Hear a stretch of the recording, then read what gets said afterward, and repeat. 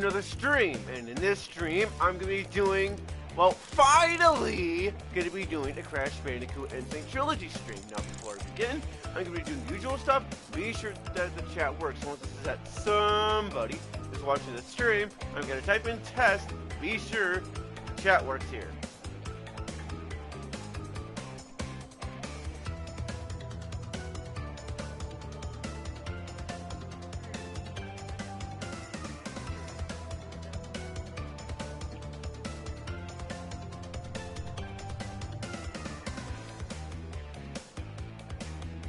Okay, so it says that somebody is watching the stream, so I'm gonna type in test now and see if it works.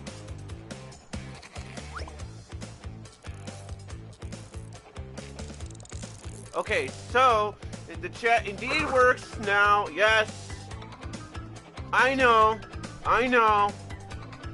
It seems that every time I do a stream, I don't stream within a certain amount of months. And I do apologize on that. I really do. It's just for some odd reason, I don't feel motivated to streaming for some reason, and I don't understand that. Which is why this is a brand new year. And in fact, this is my very I can't speak English. This is my very first stream for 2022.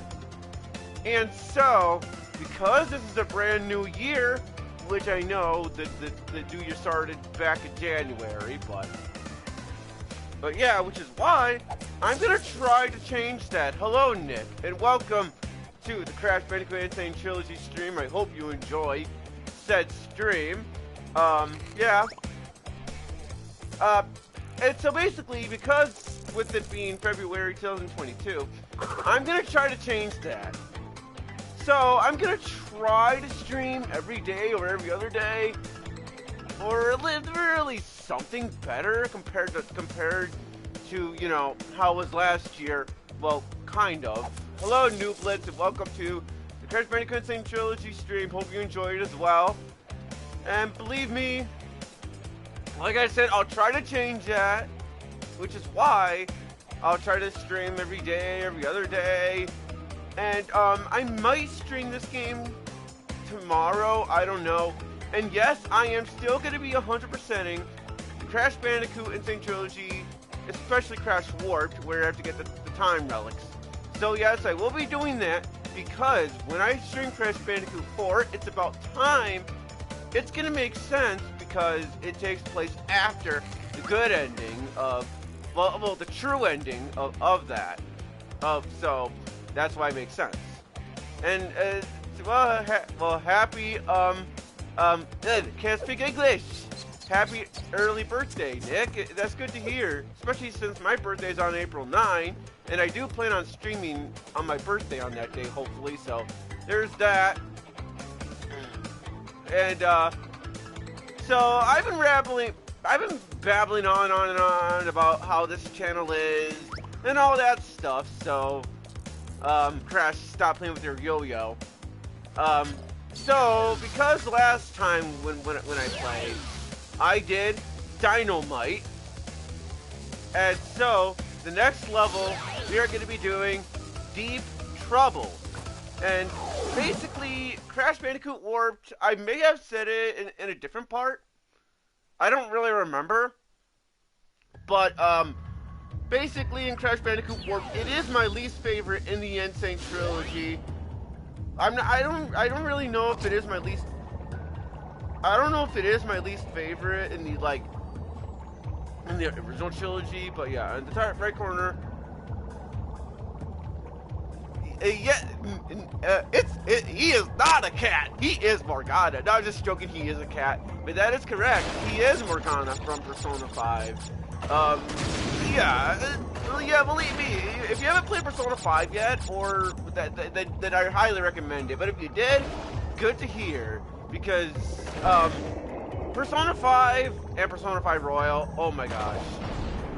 It is my second favorite game of all time. I love that game so much. I really do.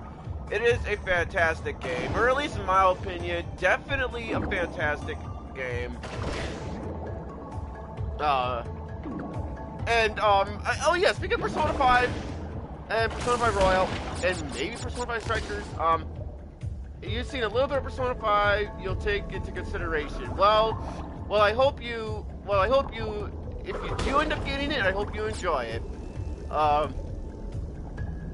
As for Persona 5 Royal, and Persona 5 Strikers, as what I was gonna say, I would like to do Persona 5, well, at least Persona 5 Royal and Persona 5 Strikers on my channel. I would do it, but there's a problem with that.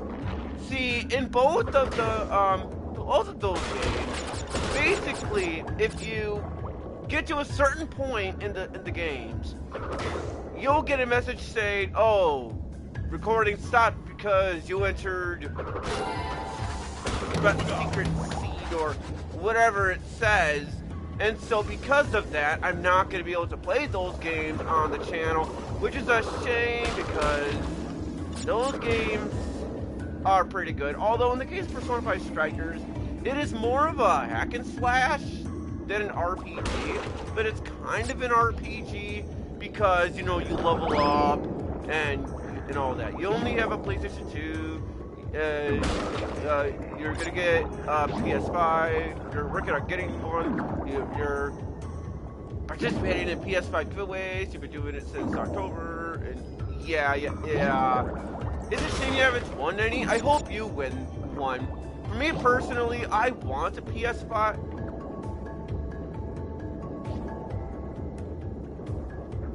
Oh, well that's quite interesting. Oh yeah, that is quite interesting. Believe me, I'm trying to think here. Oh yeah, the PlayStation 5 thing. I was gonna mention this, but I forgot. But basically, okay, I should have waited there. Oh, got myself a crystal. But basically, I've been wanting a PlayStation 5 for quite a while, but I haven't found any in stores anywhere because of the thing, I'm not gonna say, going on around the world. And so because of that, I haven't found a PS5 anywhere in stores. And while I could get one on Amazon or eBay, I can't do that because the scalpers, where they charge more than what you would find in the stores. So yeah. Oh yeah, and as for this part right here, I will come back to this, and there's a reason why. But for now, I have to go up here because yeah, scalpers are bad. Yes, they are, because they will charge more than what you would get in stores. I mean, look at Mario 3D All Stars, which you did get. You love. Oh yeah, I love what they do as well. It is so cool. Like, I just can't believe that they just charge more than what you would get in stores. It is so fantastic. But no, I'm being sarcastic. But yeah, like it's like Mario 3D All Stars, because you know back in the day, you know, back at Mario's 35th anniversary. They were doing Mario's 35th anniversary to celebrate, and they were doing Mario 3D All Stars, and that was a limited time release.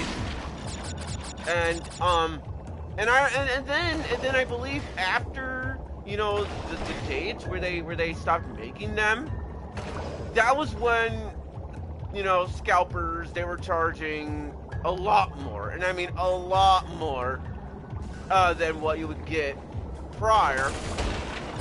And then, like, I think I found one that was charging like $9 million, I think. I'm not joking around either. It's why I hate scalpers. I really do.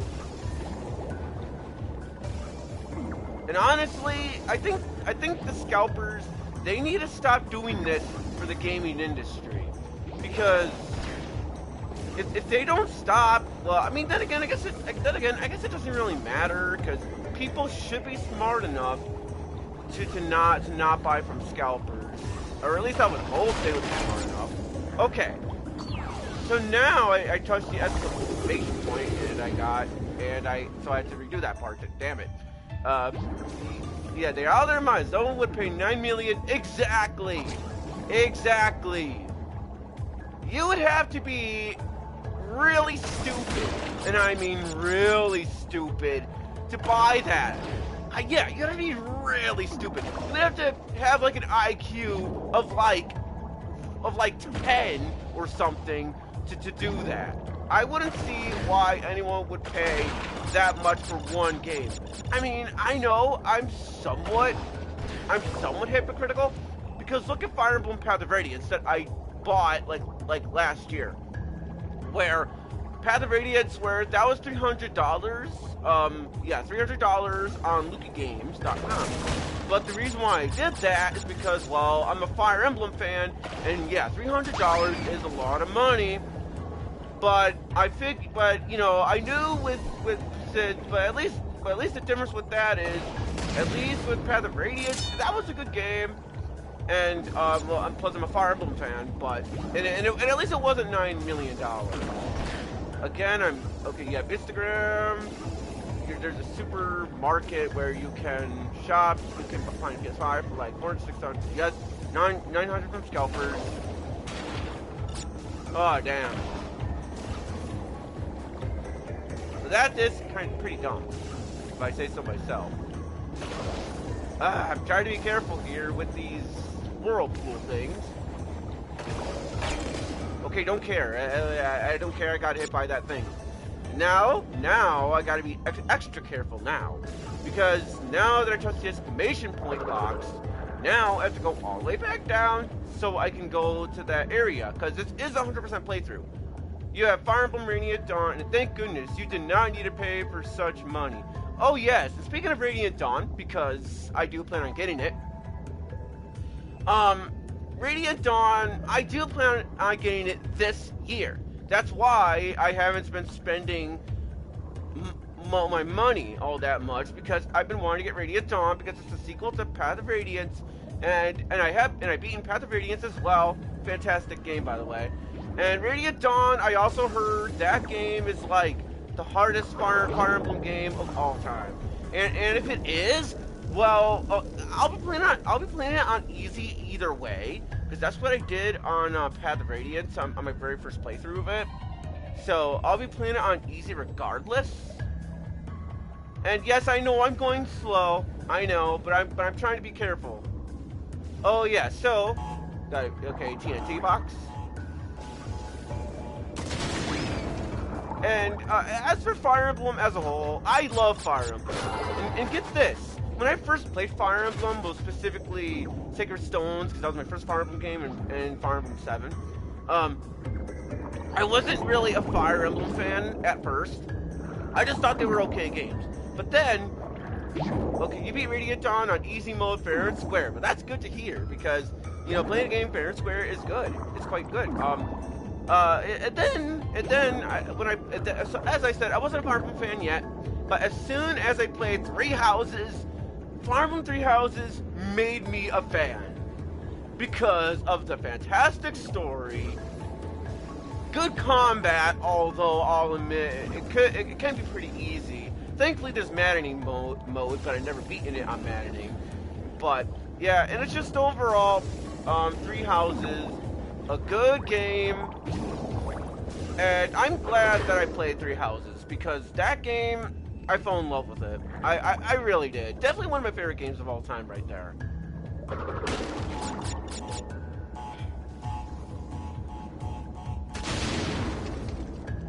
You beat hard mode, and it was a nightmare. It was crazy. Well, I did play, actually. Oh, yes, I think I did beat hard mode on the Blue Lions route. I think I did. And based on what I remember, I don't think it was that hard.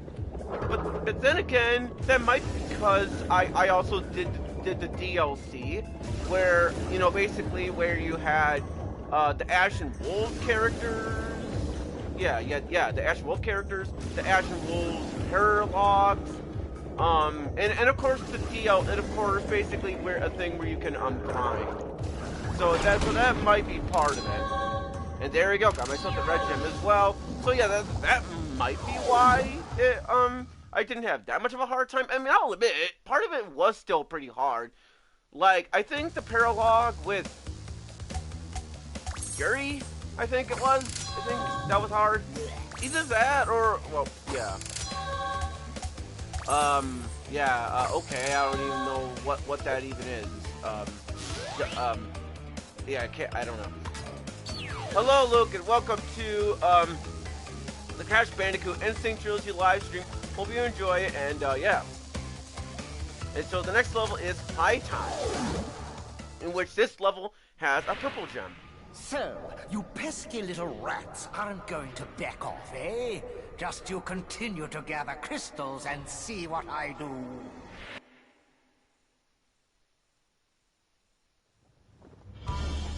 And basically, because this level has the purple gem, this level is gonna have a death route.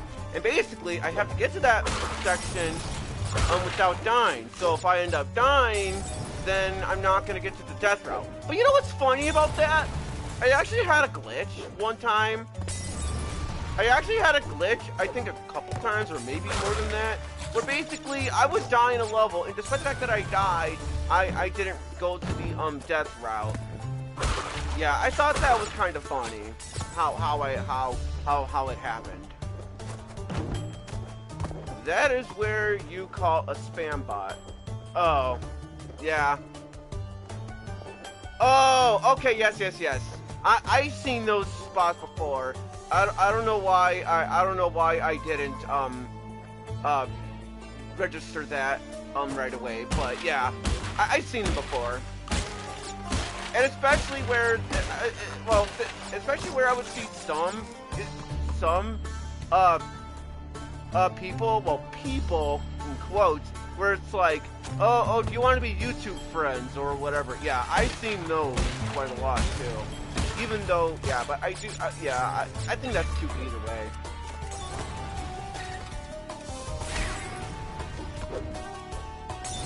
Your friend Casey, Casey Dave, oh yeah, that is fantastic. They go to a whole bunch of streamers for the most part, ban them. Okay, thanks for reminding me. I'll do that right now.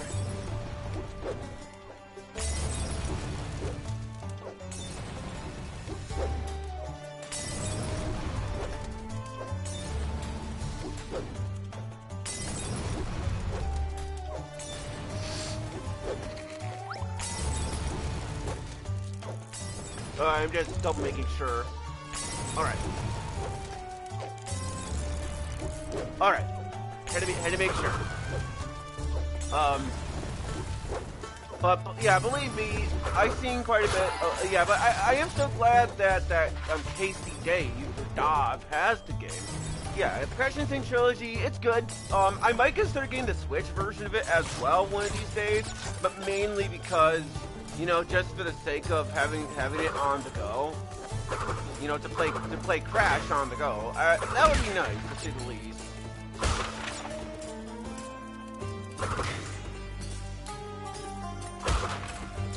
And believe me, I'm also a very big Crash Bandicoot fan. It's been that way for many years. Like, I don't remember what Crash game it was that I played first. But I do know that I have played Crash Bandicoot games for years. I have. And that's why after, I think it was Crash Nitro Kart 2 that they released on like iOS and Android. I think it was like the last Crash game they released before the Sane Trilogy. And after that, I've been wanting a new Crash Bandicoot game. And while Crash is in Skylanders as well, I'm not really into that, so, but anyway, when they announced, you know, they were doing Crash Bandicoot 1, 2, and Warp all, you know, from the PS4. But yeah, I was really hyped because, you know, Crash Bandicoot, they haven't released Crash games in like years, and so believe me, when they first announced that, I was hyped.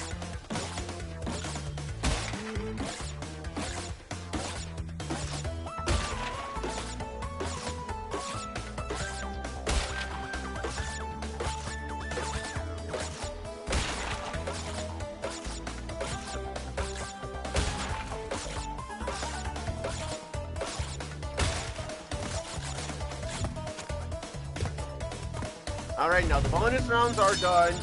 And basically, bonus rounds, you can die in them as many times as you like. You don't lose any lives. So, just to get that out of the way, and there's another crystal.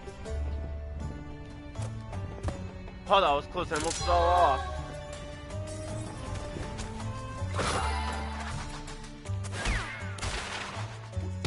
And with Aku masks, basically, they help you, basically with hits. Yeah, nice job, on the bonus. Yeah, thanks on that.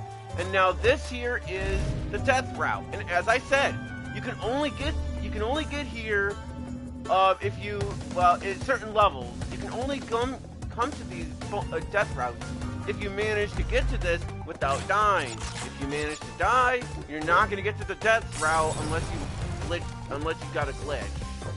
Because I've had a glitch, like I said, where even though I died, like maybe one time or whatever, the game would say, oh, you can still go there.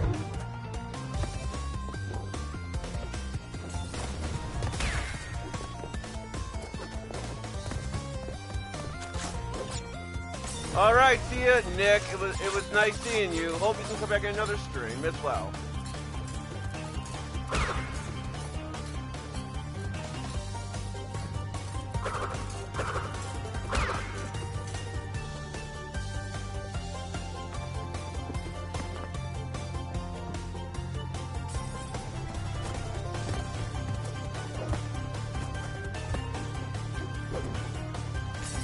And so now that I got the purple gem, I'll just kill Crash on purpose because, yes, if you kill yourself in the game, well, I still get the purple gem. I still get it. So because of that, I'll be able to get the purple gem and still continue on with the level.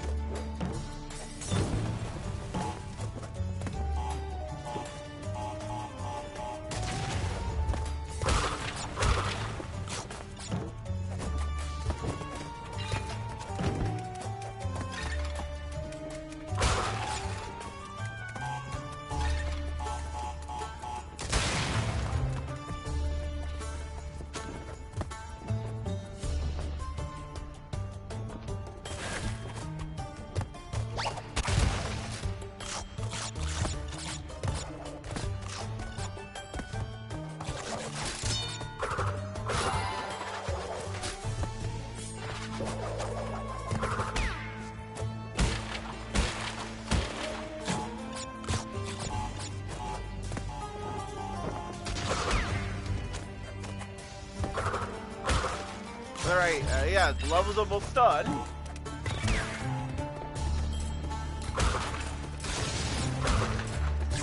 And voila, got all the boxes in the level. Or crates, rather.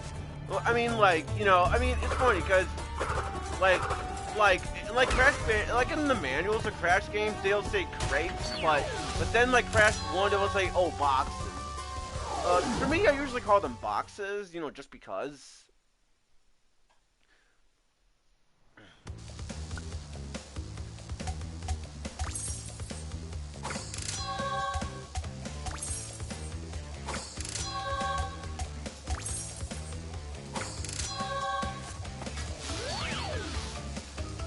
So the next level is Road Crash. And basically, in these levels, you have to make sure that you get in first place in order to get the crystal. And even if you get in second place, you are not going to get the gem. And I'm also not a big fan of these levels.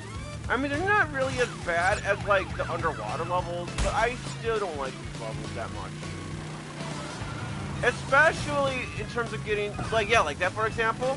If you want to get the gem, you have to make sure that, well, like before, you have to make sure that you break all the boxes. Thankfully for the box gems in these race levels, thankfully you don't have to go in first place to get the gem. You just have to make all the boxes. But the crystal, you have to go in first place. You have to. Otherwise, if you get in second place, as I said, you're not going to get the crystal because it's how they designed it.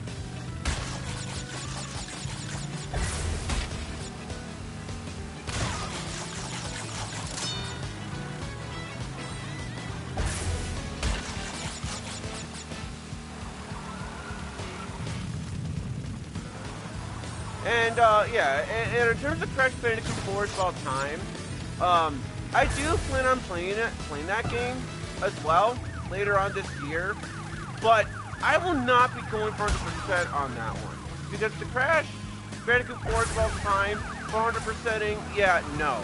I have never done it, and I don't think I ever will.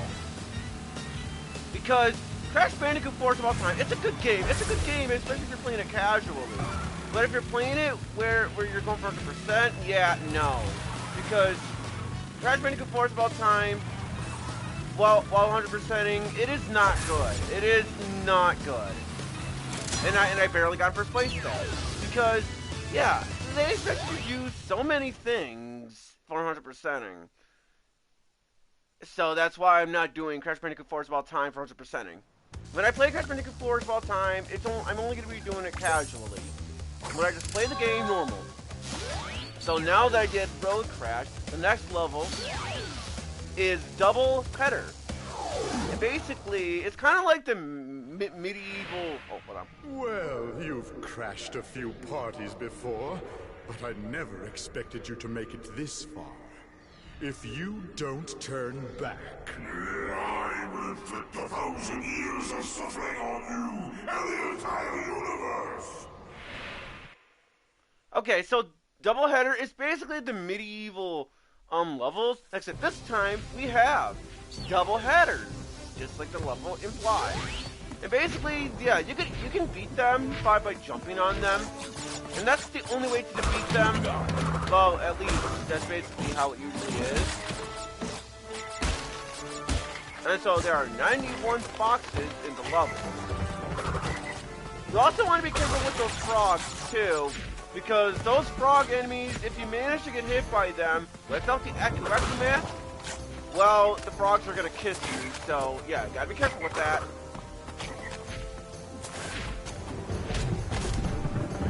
And that's basically how you beat them. Hello, Evie, and welcome to the Crash and Sane Trilogy live stream, and I hope you enjoy it. And how? Okay, I don't know how. Okay, whatever. That was weird.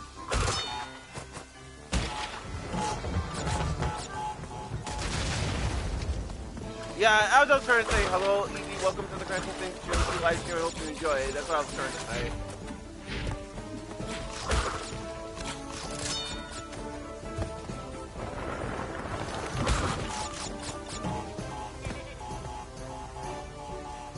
And with those TNT boxes, you will want to jump on them, because if you spin them, or if you just body slam on them or whatever, you'll get hit by them. So make sure that you only jump on the TNT boxes. And as for the nitro crates, stay away from them as best as possible, because the nitro crates, if you touch them, like regardless, even if you just touch the nitro crate boxes, you will get hit by them. And yeah, so be sure to not do that.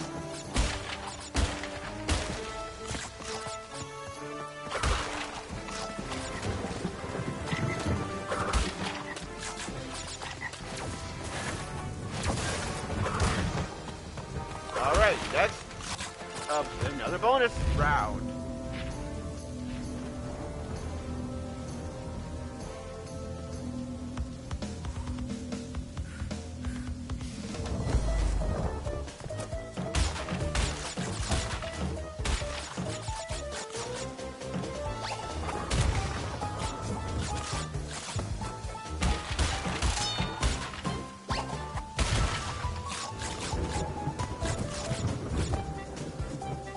and I don't want to destroy them yet.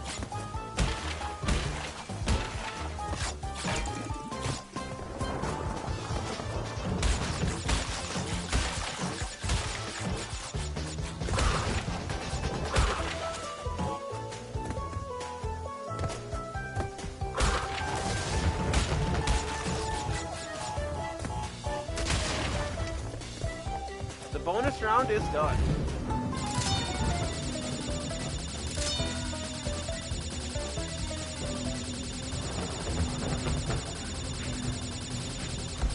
That's another thing I also do like. Basically Crash's idle animations, and depending on if he's like out in the cold or whatever, he'll also have different idle animations, like the one he was doing while he was staying on the bonus round, where he was like breathing and puffing on his hand because he's cold. That is a nice little detail, and I think to be fair, I think Crash Bandicoot worked time also did that. Although I'm not entirely sure. I mean, like, I'm still not going for 100%. I'm still not going for that. But I don't know if I'm gonna like do a practice playthrough of Crash World time, or you know, before I stream it, or what. I'll think about it, because either way though, Crash Force While Time is really hard. The next goes, and that's his death animation. Wait, that's the death animation when he gets hit by those double header guys. So, gotta be careful like that. Gotta be careful. It would be easier if I had the Koopa Bazooka, but I don't have that. And yes, you know those apples I'm collecting? They are not called apples. They are Wooper. Although back in the day though, I just called them apples back in the day, before I knew their official name. And it's just classic.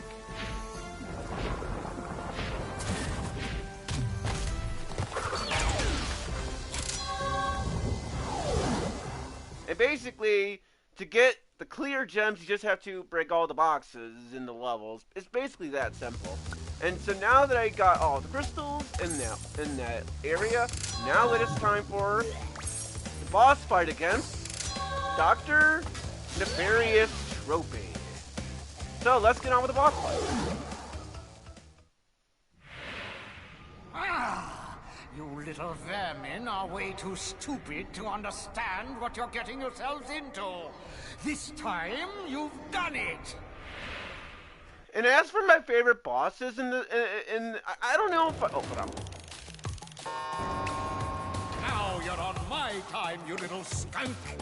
Give me the crystals! Okay, so I'm not entirely sure if this is my favorite boss fight in the game, or if it's the boss fight against Dingodile, or Engine. But I will say that I do like this boss. It's quite fun. Basically, he'll first, you know, like he'll shoot these energy walls at you. And so basically, now that I hit him, he'll shoot that one, and then the blue, so the reddish orange ones, you gotta jump over, and the bluish ones, you gotta crouch under. And then afterwards, he's gonna try to attack you with his like little laser-like thing. And then once he is tired, you must jump on the platform. To get to him, he gets finished. The boss is quite simple, but I do like the boss fight either way. It is still a fun boss fight. I like this.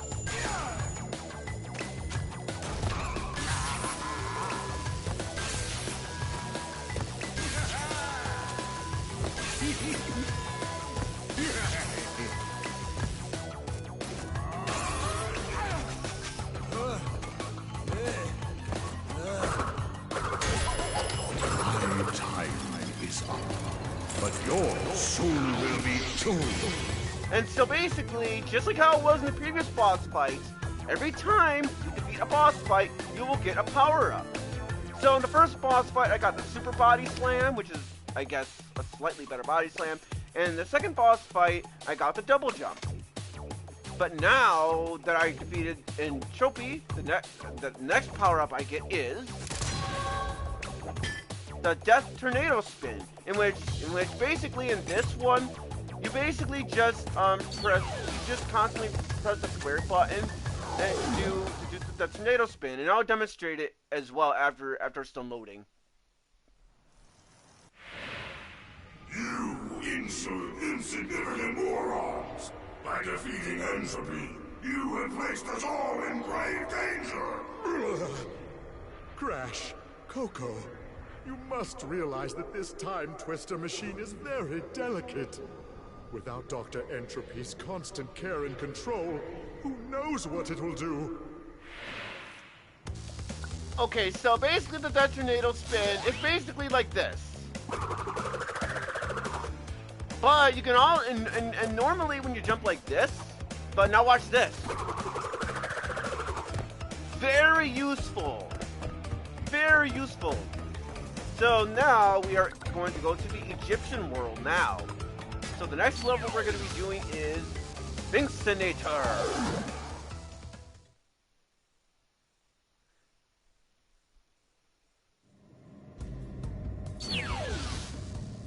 And there are boxes behind us, so... And now, before I go to the left-hand side, I'm gonna go to the right-hand side because there are boxes here. So I'm gonna go in this direction first.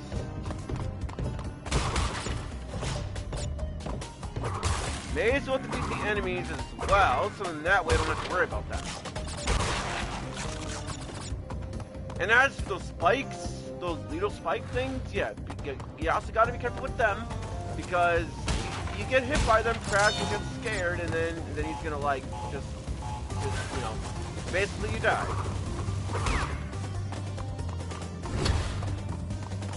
So I may as well checkpoint, and then I have to go all the way back so I can go to the left-hand side of the level. And that's one of the things I don't like about the Crash games. Well, specifically when they do this, or basically you'll have multiple routes to go to, or at least 2 routes, and then after you do a certain route, you have to go back, you know, backtracking, and then you have to make sure that you go very slowly, so then that way you don't accidentally fall off the bottomless pits or you know, all that kind of stuff. It's basically the reason why I decided to fight the enemies. And remember when I was showing off the Death Tornado spin? Well, that is how you get over there.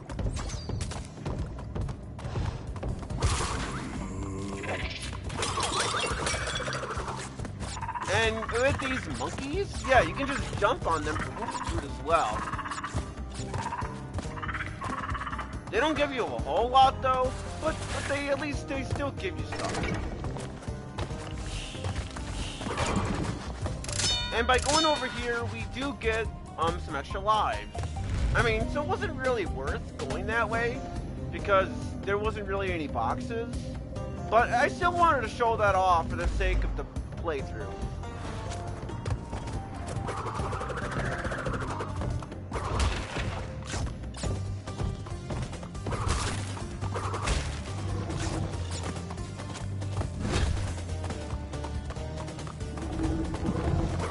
And then when you have these things, basically if you go on the lights, there'll be some spike needles that will try to attack you. You can avoid them just by crouching, but yeah. Oh yeah, I also like this little detail. Basically when you defeat those enemies, you can spin the lever, and which will cause, you know, the things that he was doing to come right there. I mean, it's nothing really all that special, but I like that little detail. And in fact, the original Crash Warp also did that as well.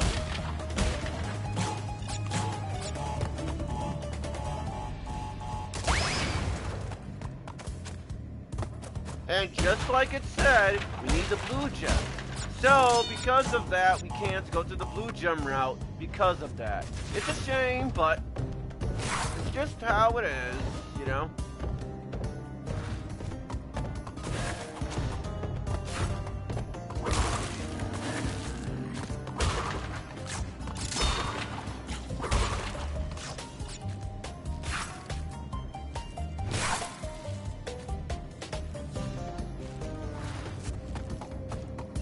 And as for the Egyptian levels, they are quite fun. But wait until we get to Tomb Raider. Oh, okay, I definitely did not see that coming. That was completely my fault. I did not see that coming. And while I would like to do the you never see it coming thing, because it's basically a big meme, I'm not gonna do that just for the sake of the playthrough. Ugh.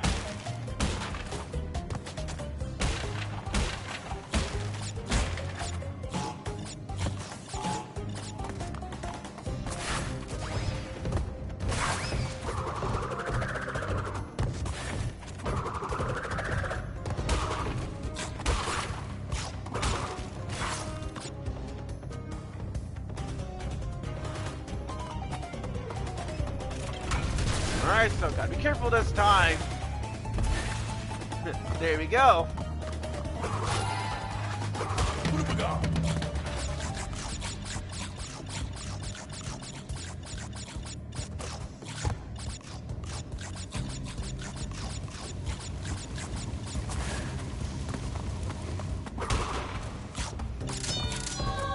And basically with the crystals, they are quite easy to find for the most part.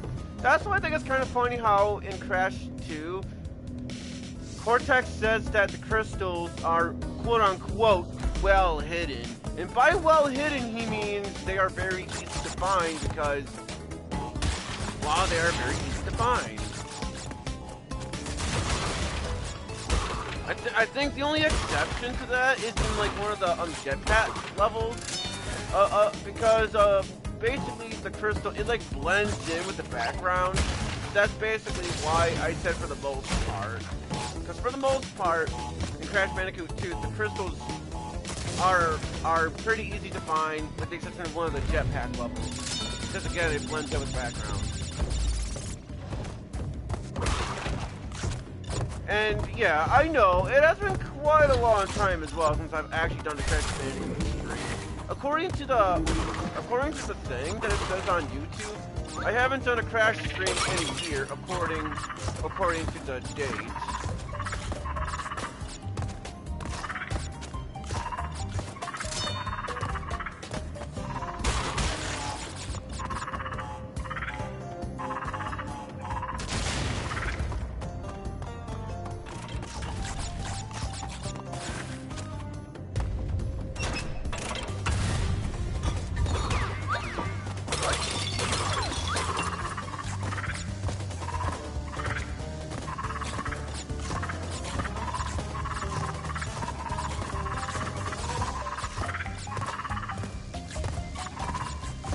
And as for other games I gotta do on the channel, like Mega Man X6, that game, by the way, I really do like it. Yeah, it's just like, yeah, like I said, like Mega Man X6 and that kind of thing.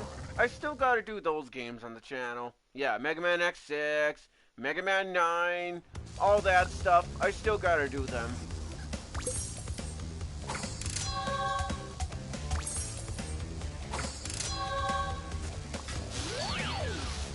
So next up is Bye Blimp. And, well, basically, what we gotta do is, we are now going to be in a flying level. And basically in these levels, we basically have to destroy these, blimps. But before I destroy said blimp, I gotta make sure that I destroy all of the boxes before I destroy the blimps. Because I am going for 100%, so although you will first see the fake ending. Yeah, you'll first see the fake ending first, because you know I gotta show that off. But then after that, then I gotta do the time relics. Because the time relics, they also go for 100%. And get this, what's kind of funny about that is, well, in the fake ending, basically Uka, he says something about only the gems. He doesn't say anything about the time relics. So a player's gonna think, oh, hey, I gotta get all the gems, and come to find out, you also have to get the time relics too. Yeah, I know that I know that they basically did that because you know they were basically remastering the Crash games for the PS1. So I understand why they have to do it word for word. But it is a missed opportunity for Uka Uka to say something like, "Oh, haha, there are still the time relics," something like that. But it is what it is. But now that I destroyed all of the bosses in the level, now I can destroy the blimp.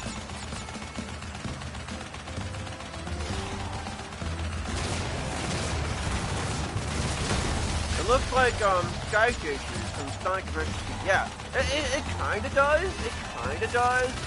Although in the case of that level, it's actually more fast-paced compared to this. Speaking of which, I might have to replay that game as well later on this year. Yeah, Sonic Adventure DX, I like that one. Yeah, I actually prefer Sonic Adventure, Sonic Adventure DX over Sonic Adventure 2 Battle. Don't get me wrong, Sonic Adventure 2 Battle, it is still a fun game, but I just prefer Sonic Adventure DX over Sonic Adventure 2 Battle. But it's not to say that Sonic Adventure 2 Battle is bad, no. I think it's fun. So next up is Tell No Tales, which is basically a ski level, the jet ski level. So, Crash Bandicoot will meet again. Uka Uka and Dr. Cortex want me to teach you a lesson. Well, I made a few modifications to my mechanics since our last encounter. So back off or be deleted. Okay, so basically with these jet ski levels, yeah, hello to Phoenix, welcome to the channel, and I hope you also enjoyed the Sane Trilogy stream. Well, yeah, I hope you really do enjoy it. And as to these jet ski levels, I really do not like these levels at all. I mean, they're worse than how it was in the original game. Because I swear, despite the fact that the jet ski is on the water, it feels like the jet ski is on ice. It's way too slippery. It's basically the reason why I don't like these jet ski levels, at least in the Sane Trilogy version. It feels like you're on ice, unlike how it is in the original game, where the jet ski level is controlled fine.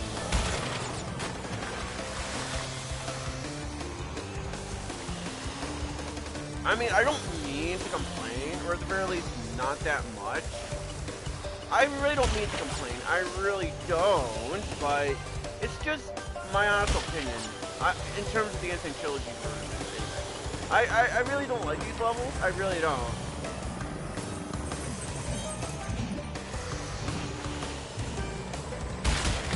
So now we have a checkpoint. Whoa, careful now with those bombs.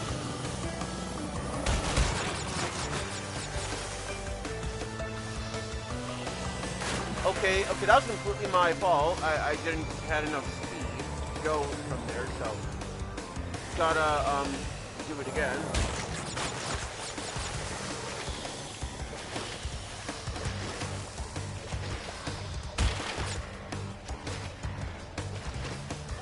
Yeah, and that's those extra lives. I don't know if it's even possible to get those extra lives. It's like they put them there just to tease you. Unless it is possible. But based on what I remember, I don't remember getting those extra lives over there. At least not that I recall.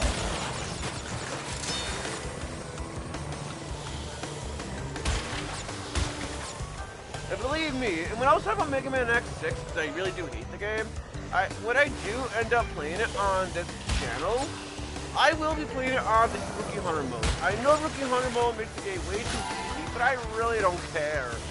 I will do Rookie Hunter mode in that stream, and I will. When I do Mega Man X7, I'm going to be playing it on the regular mode, because, well, yeah. At least the level design isn't bullshit hard, so. And the reason why I'm going over here is because there are boxes over here. that is why I'm going this way, because there are boxes over this area that I need to break. So if you are missing boxes in this level, that is probably where the boxes are that you have missed. So keep an eye out for those.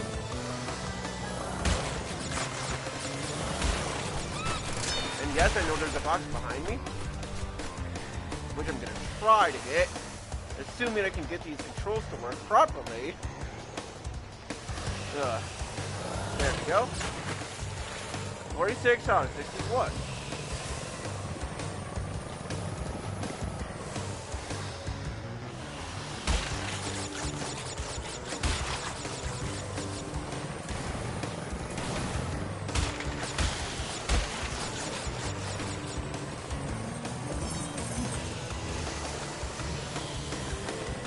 Oh yeah, and as for like Freedom Planet, because I have done this stream as Lilac, I may or may not do another stream of Freedom Planet, as Carol or Mila. I know what. Oh, by the way, you're a Castlevania fan now. But that is quite nice to hear, the Phoenix. As for me personally, the only Castlevania games that, well, I mainly played was the first game, and partially the second game, and one of the Game Boy Advance ones. But other than that, I haven't really played any of the Castlevania games. Although I kind of do want to play Symphony of the Night, because I heard that one was really good. So I might consider getting that game if I can, well, assuming I can get a PS1 or something. Okay, so all the boxes are connected and broken. Yeah, make sure I get that gem.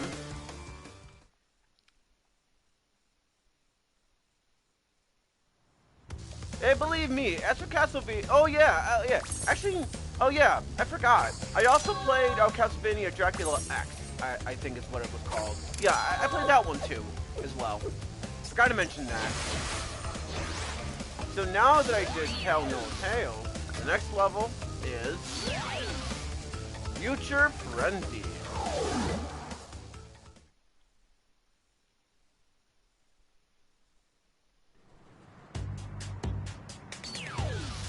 Oh yeah. I also like the music in this level, in the future levels. I like these levels. It was the music. It's quite fun. Not a fan of the Jesse levels in the Sane Trilogy either. Yeah, I'm glad to hear that you agree with me, because it's just that they made the controls very, very, very slippery on the in the Jesse level. Like, I don't know how they play tested the jet ski levels like that, and then they thought, oh wow, these jet skis control great.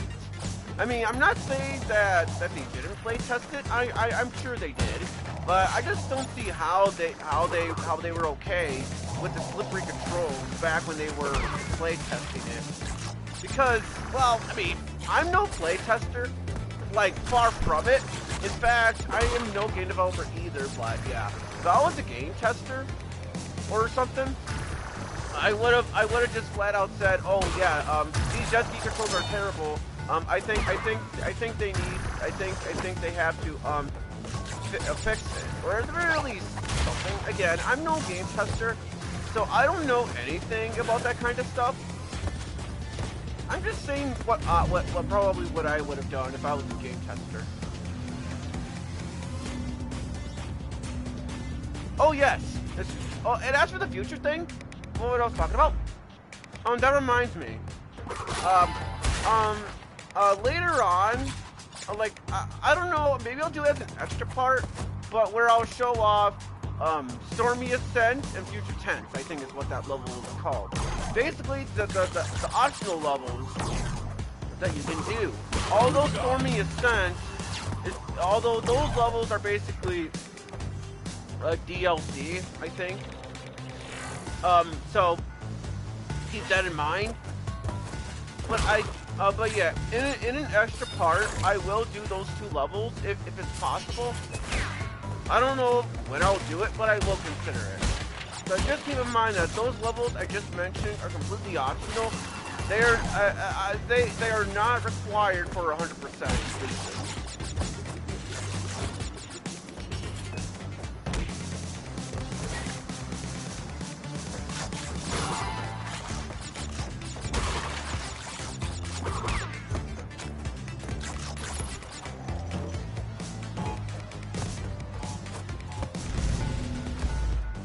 But yeah, believe me, like I said in the beginning of the stream as well, I will try my best to stream more often this year.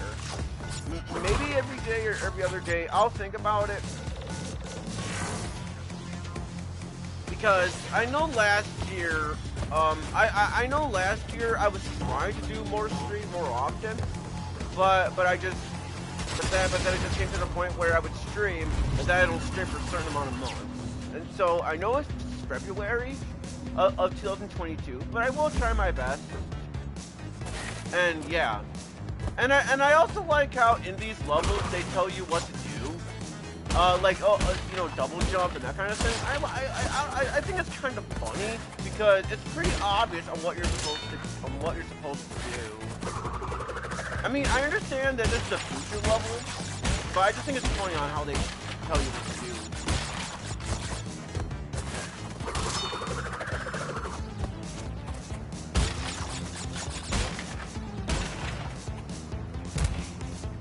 And crashes, landed on his face.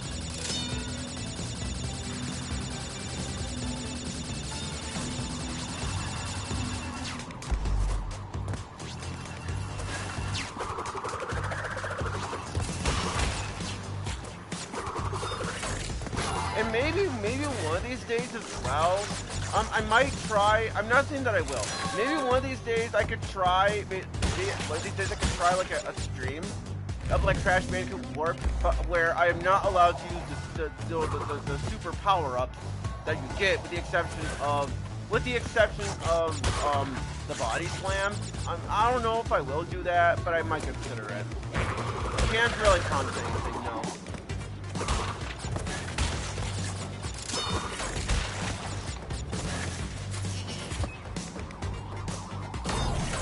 And because the way the level is designed, we cannot get all the boxes because it's just how they designed it. Because later on, we're gonna go to this level, and I think one of the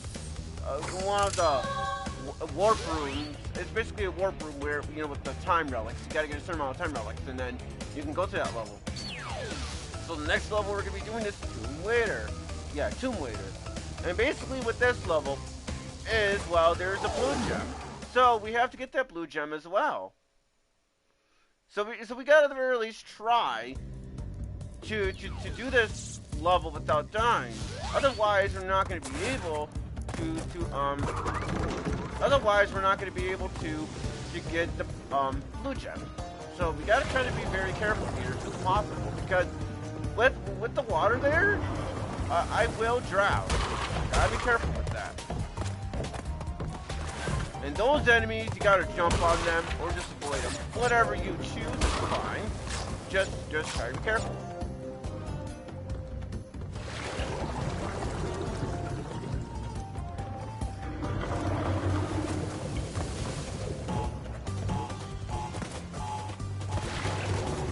Yeah, I was not gonna risk that because of the TNT. I was not gonna risk that.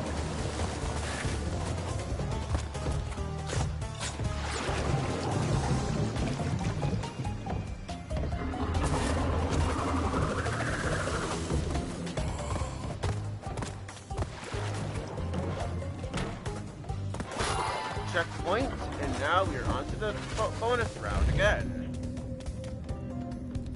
Well, yeah.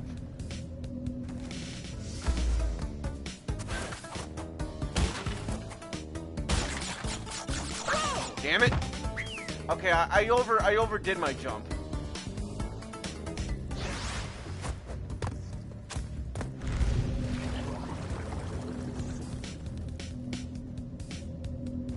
And And the reason why I'm doing it like this first is because, well, there's an exclamation point box, and, well, see, that is why. Because if I touched it first, then I wouldn't have been able to get those boxes there. So that's why I had to do it.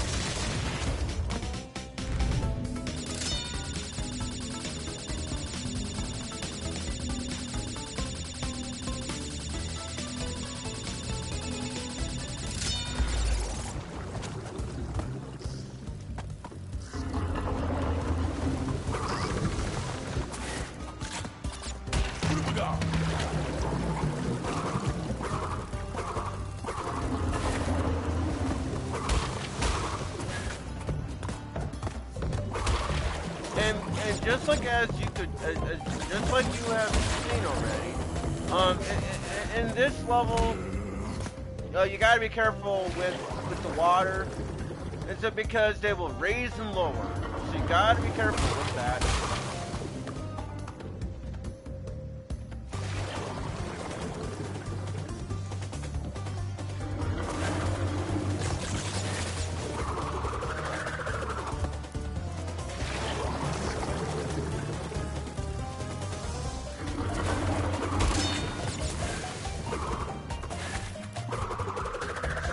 And so because I managed to get over here without dying, now I can go to the death route.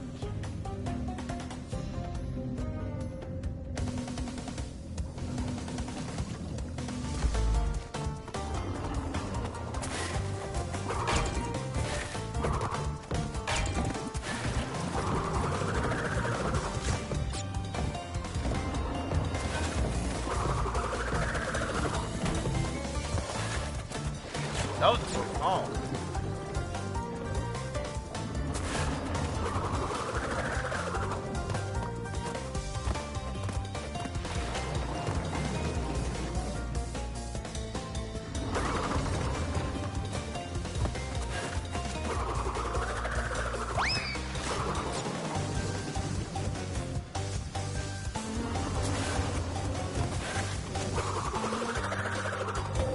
Oh, whoa. Oh, wow. That was very, very close.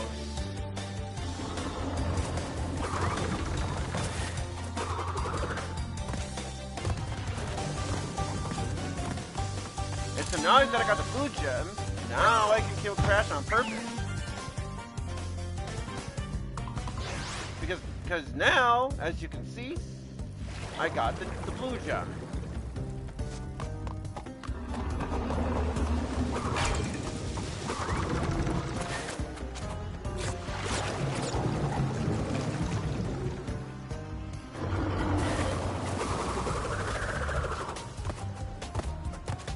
And booyah! Got a crystal.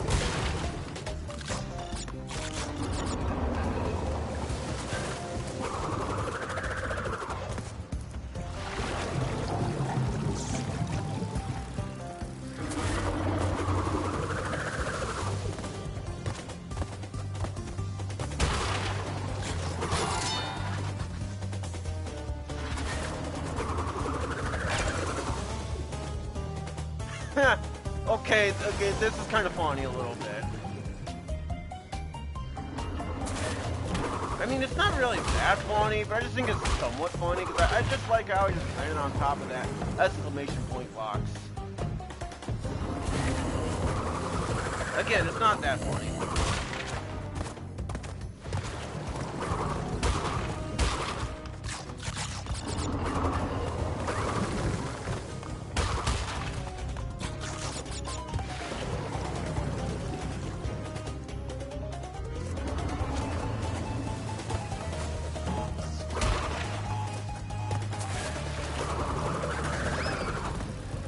Also, be careful as well. Make sure you pay attention to where Crash's shadow is, so then that way you know where Crash is gonna land. Although when I get to Crash Bandicoot 4, it's about time. When I do get to that, you can turn it off if you want, but basically, it will show where Crash is gonna land with a yellow marker, so then that way you can know where you will land as well. Again, you can turn that off if your memory is correct. So now we have to go against Dr. Engine. And definitely a very fun boss fight too, so let's fight him.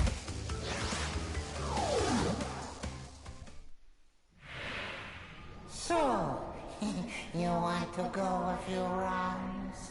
When this is over, we'll see who is obsolete.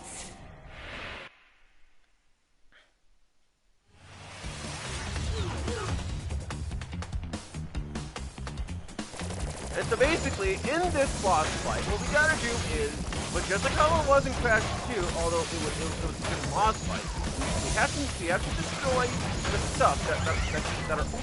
So like for example, like that giant machine gun that he's doing, we have to. So like for example, when he shoots that out, he has his machine gun. Or basically the arm, whatever it is you want to call it. They did make this boss easier compared to how it was in the original Crash 4, because basically his rockets and missiles and that kind of stuff, basically they will fire slower compared to how it was in the original. I mean, it doesn't really matter though, because this boss fight is quite fun. I really like it.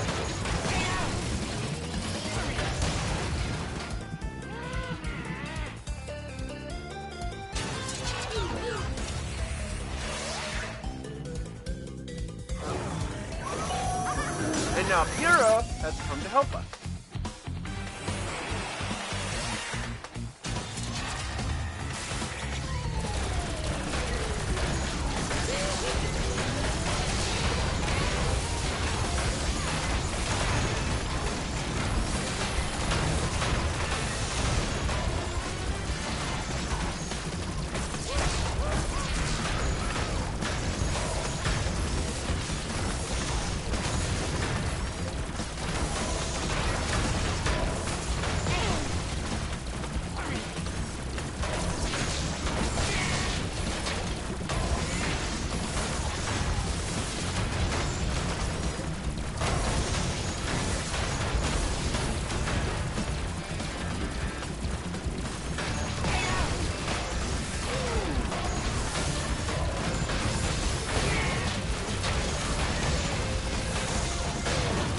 No damage. And right here is the Fruit Bazooka. Although I usually just call it the Fruit Bazooka. Or, well, the Wumpa Bazooka, my bad. It's funny how history repeats itself. Yet again, Engine has failed to defeat you. What? For this we must destroy you! Oh, my aching head. I'm not feeling myself these days. So the end is in sight. Gather another 5 crystals, and again you will have foiled my plan. Or will you? That is correct. Or will you? Because, well, yeah. There's a reason why he said that. Now it's on to the final, well, not necessarily the final, but in terms of regular levels wise, the final, area of that. So the next level is gone tomorrow.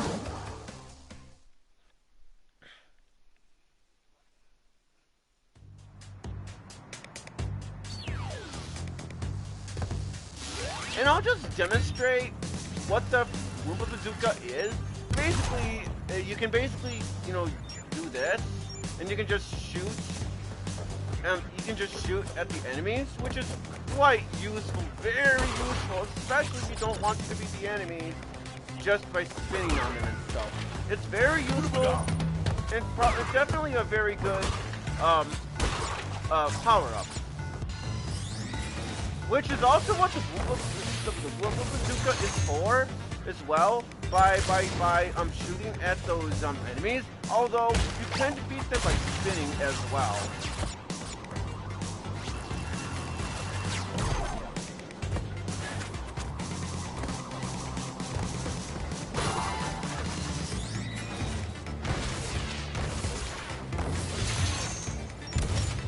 Damn it! What?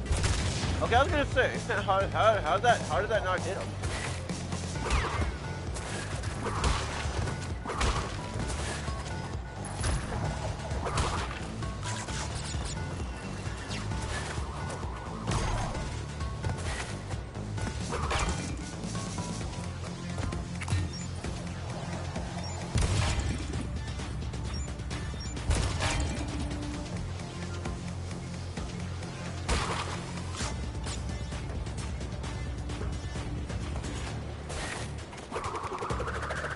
Yeah, whoa! Ooh, almost died there.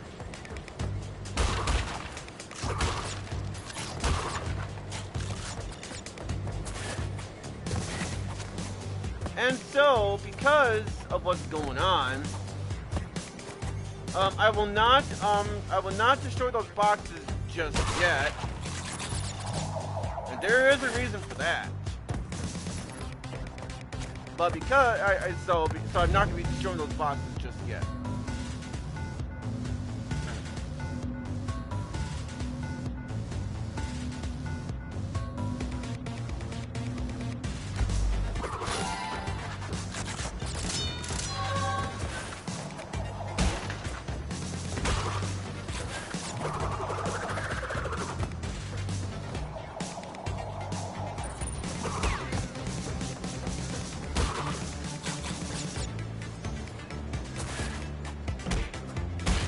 Okay, and as for this right here, I'm also not gonna destroy right away as well, because again, there's a reason for that.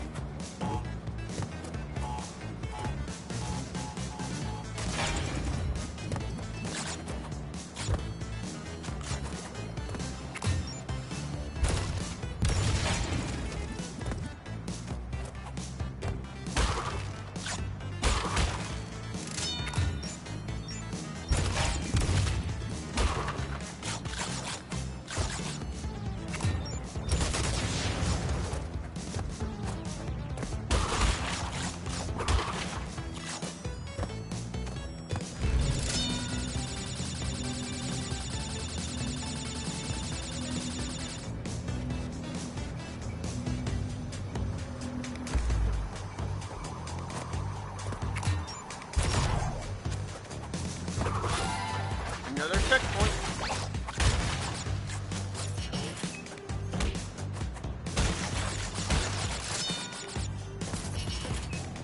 And because we don't have the green gems, we cannot go over there. So because of that, we'll have to find the green gem later.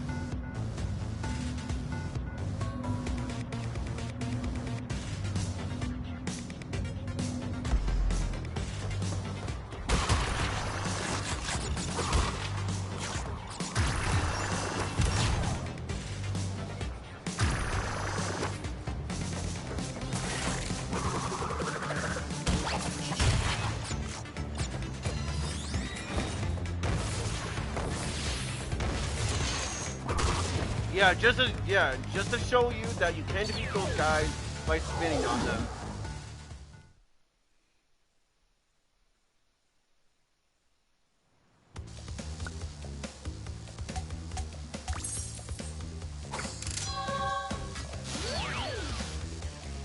Next up is Orange Asphalt, in which basically it's another one of those levels where it's basically a race where you have to get in first place to get the crystal.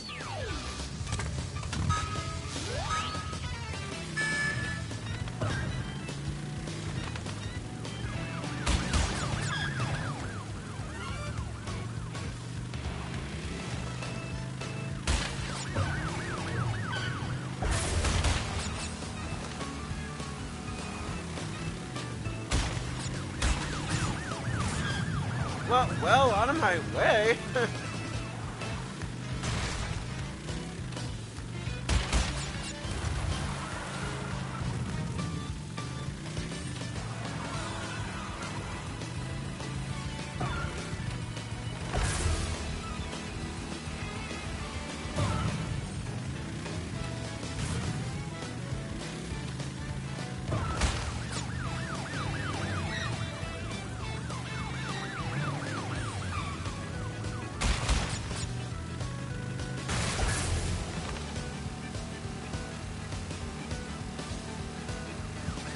Oh,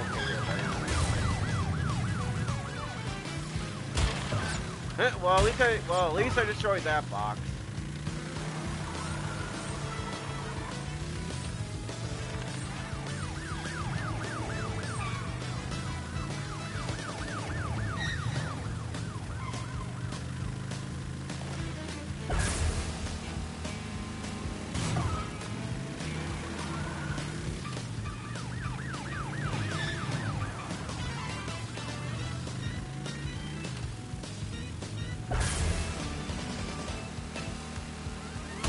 Oh, that was close. I almost didn't get that one.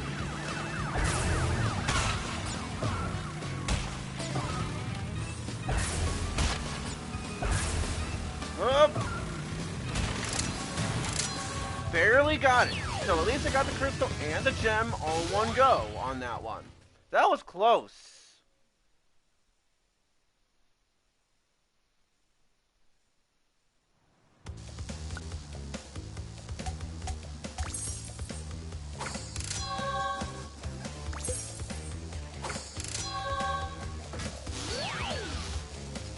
Now this time it's Flaming Passion.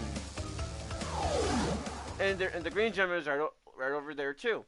And now basically, yeah, remember how you would see these green nitro things that you can that destroys all of the nitros on like all in one go?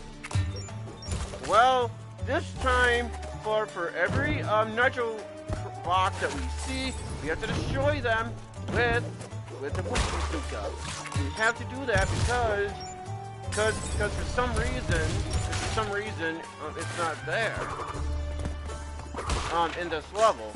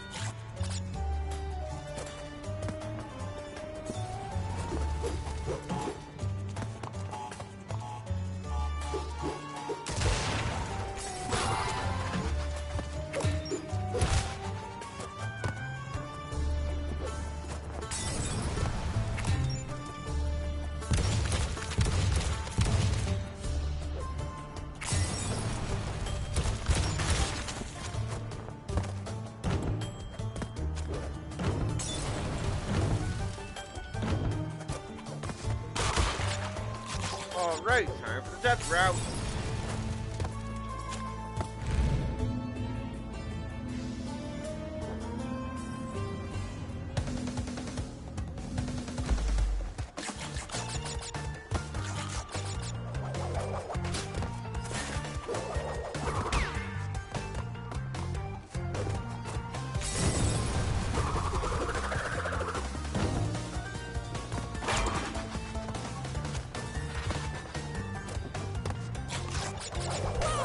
Damn it, I did not say that right there. That was my fault.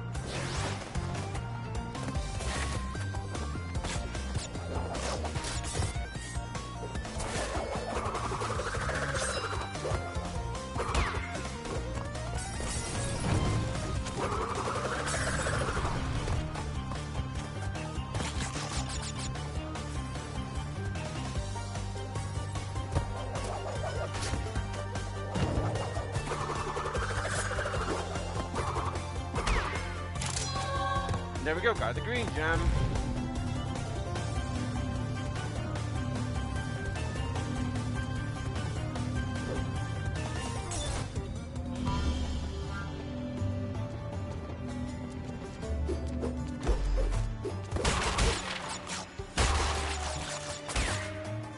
And so now I'm going to be going back on purpose because there may be some boxes that I have not broken yet. And good thing I did.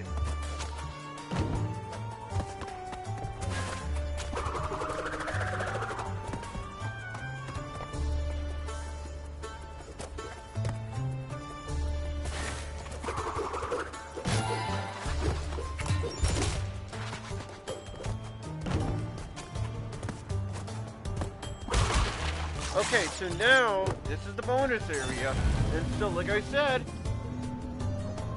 we had to destroy the nitros with the boom boom bazooka because otherwise we're not gonna get the box gem.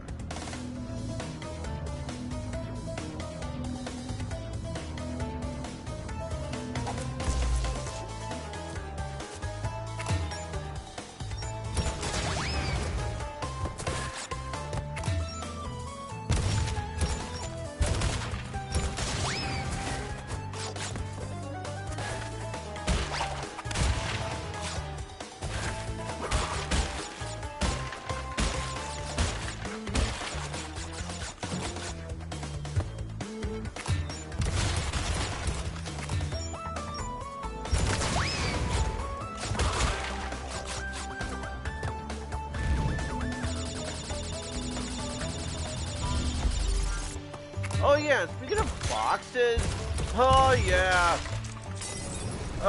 Yeah, Crash Force of All Time, yeah, that's gonna be fun, but not really, because look at this. Box gem in that game can be kind of stupid at times. Mainly because of how it's designed. Where basically some of the boxes are very well hidden, and I mean very well hidden, and yeah. Luckily for me, when I do Crash Force of All Time, it's not going for 100%. I know I said that quite a bit, but I'm just saying, because 100% in Crash Force of All Time, it's quite stressful to say the least. Which is why I've never done it, and I don't think I ever will.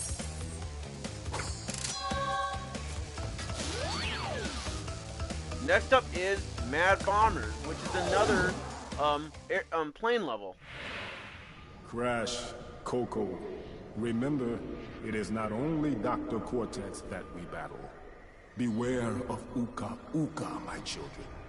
He is a far more dangerous enemy than anyone can imagine.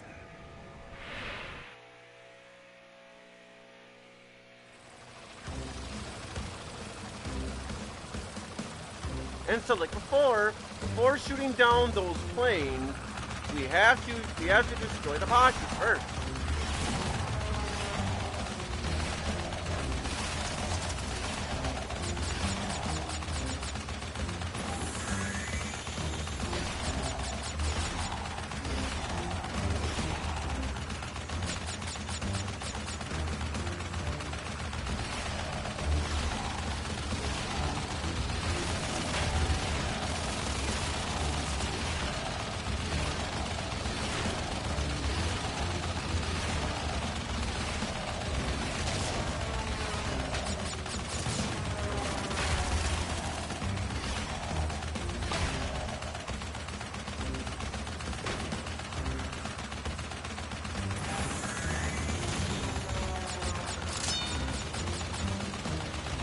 Okay, so now now that I have destroyed all of the boxes, now it is time to shoot down the flames. And unlike how it was from before, we have to destroy 2 of those windmill-looking things in order to destroy the flame. So you can easily tell which ones you have, which of those wind things you haven't defeated yet, because the ones that you haven't defeated yet, they will not be on fire, but the ones you have already done are on fire. So be sure to use that to your advantage, so then that way you know which ones you have done and which ones you haven't done.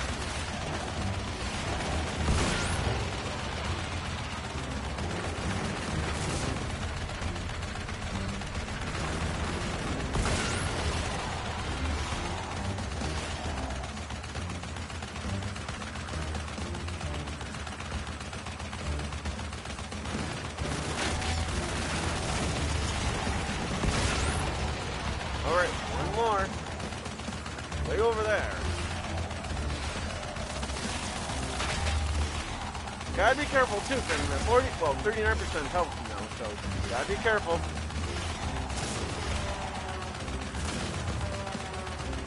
It doesn't really matter if you defeat those enemies though, because those enemies, they will respawn, so it doesn't really matter.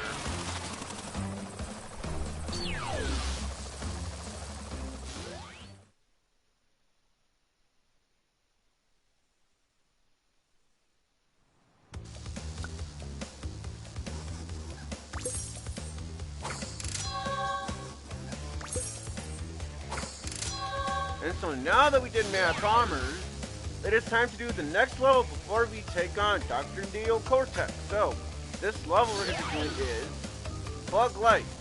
And in this level, quite a bit of times in the level, well, just like how it was in Crash 2, there was like a firefly that shows you where to go and stuff. Well, it's basically the same thing applies here. In certain parts of the level,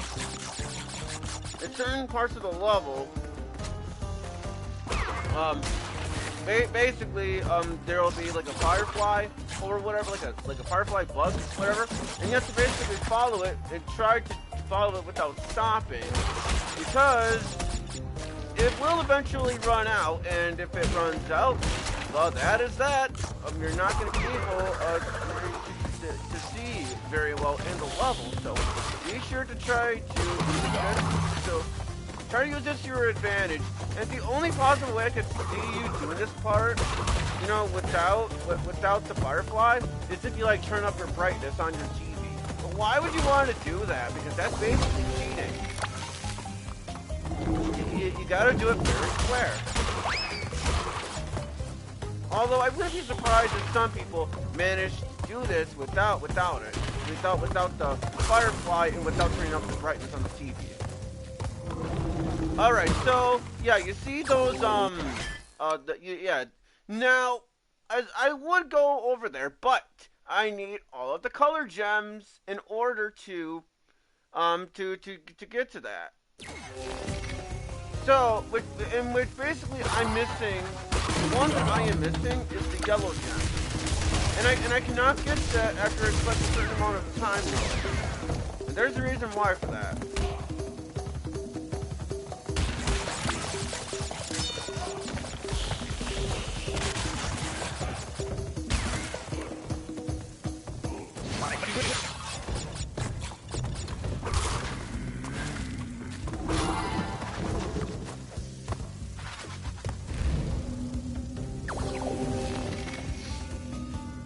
And so with these so now this bonus round, yeah, try to not touch the firefly right away, so then that way you can do at least quite a bit of this level with, without it.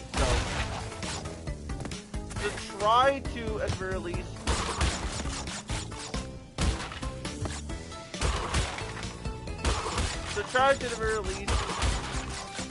do this. Alright, so now that I did quite a bit of that, now let's continue.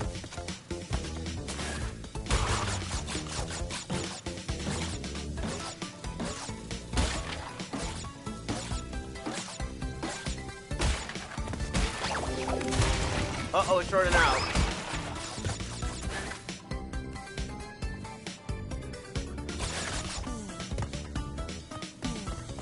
So let's hope that I didn't miss anything. And if I did, well, that's okay, because I will go back to this level later on in the playthrough anyway, because it's 100% anyway. Although I still want to show off the fake ending anyway. And it doesn't really matter, because I still need to get all the time relics, as I said, so it doesn't really matter in the long run.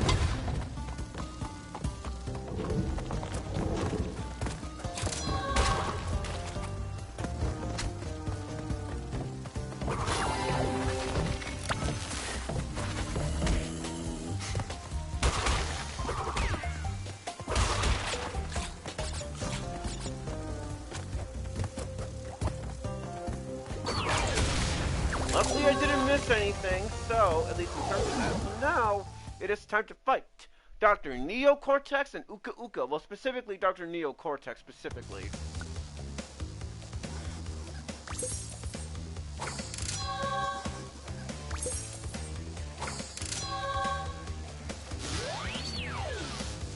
So, let's fight him.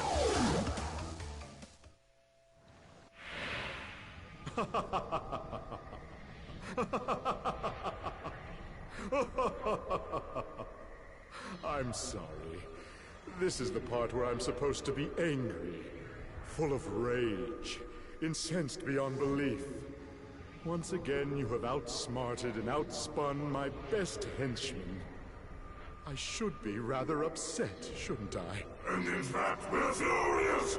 But it seems you have overlooked one small detail, you little orange delivery boy. Now that you have gathered all the crystals, all we have to do is take them from you!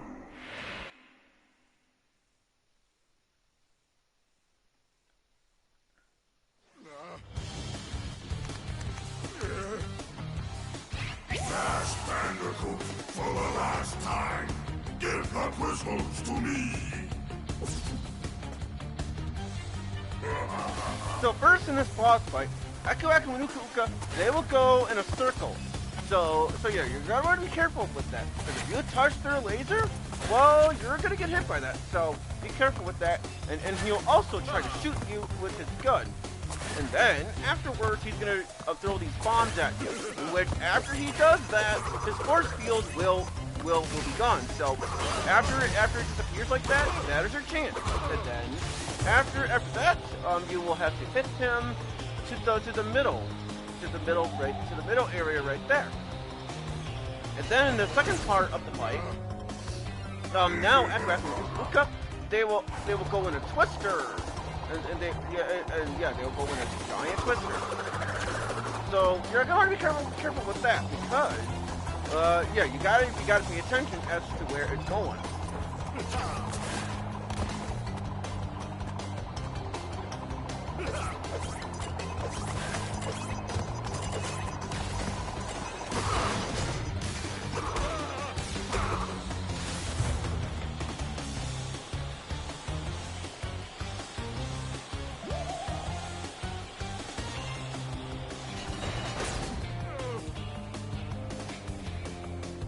And now, this part of the fight, basically, Aku and Uka, they will aim right where you are at when you're standing still. So be sure to use that to your advantage here.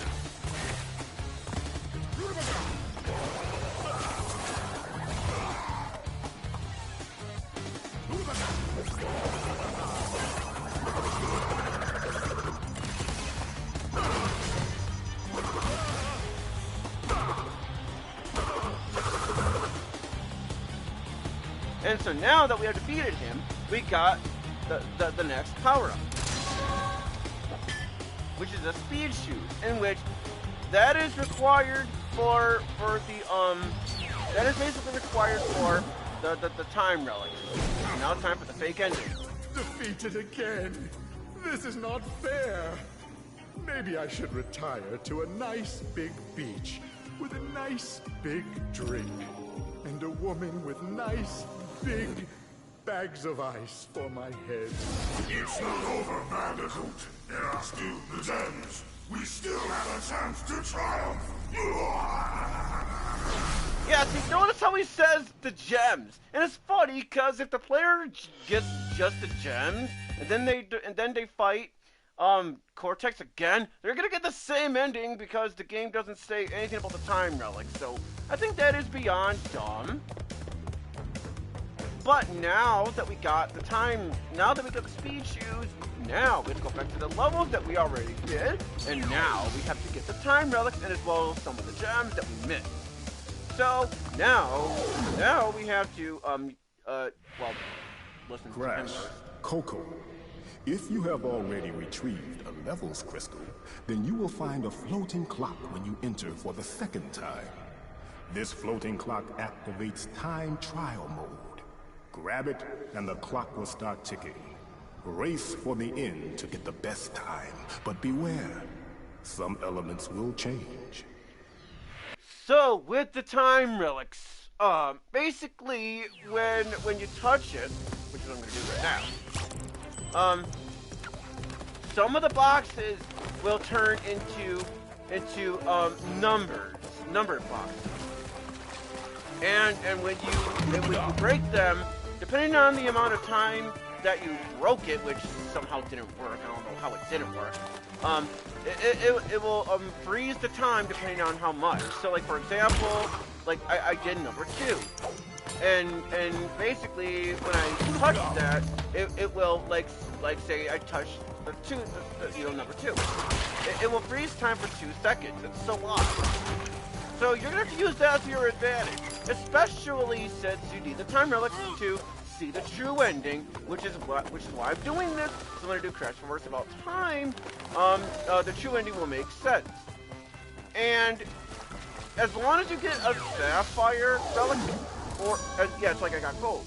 So Sapphire is the worst relic you can get.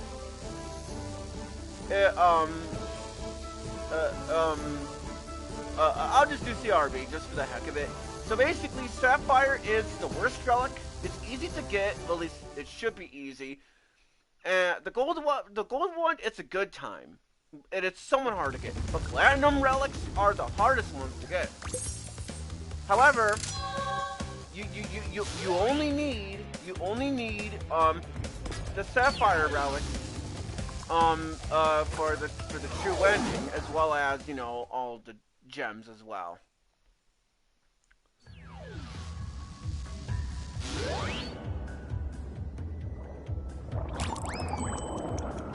And believe me, the time relics, they can be quite tough as well, because you have to make sure that you're fast, and this also applies to the vehicle levels as well.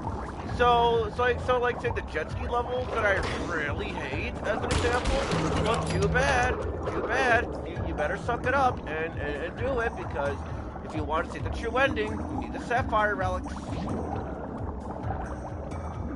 I'm not saying that it's bad or anything. I'm just saying that that if you want to see the true ending, you may as well get the Sapphire relics as well, or you're not going to see the true ending. And as well as get all the gems as well. As long as you get Sapphire, you'll be good to go. And basically, if you collect a certain amount of time relics as well, you will unlock a level for the secret bonus room. In which basically every 5 or so time relics that you break, or that you get rather, you will get a level for that secret warp room.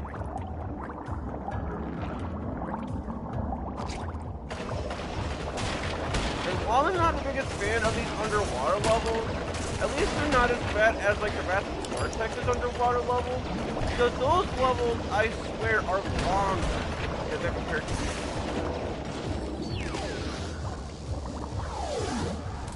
So like that, I got a Sapphire. And like I said, that's usually the easiest to get. It usually is easy to get. At least it should be easy, anyway. I would hope so.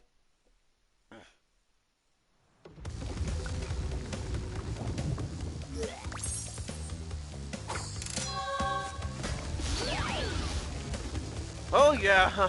Oh yeah. And basically in this in Orient Express, for the time relics, you gotta make sure that you speed up quite a bit. But you might have to slow down too if it's possible. Because, so now we can get the speed.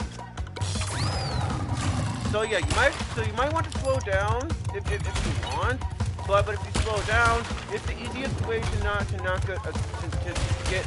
a good time. So you're gonna want to speed up anyway, so you can get a good time.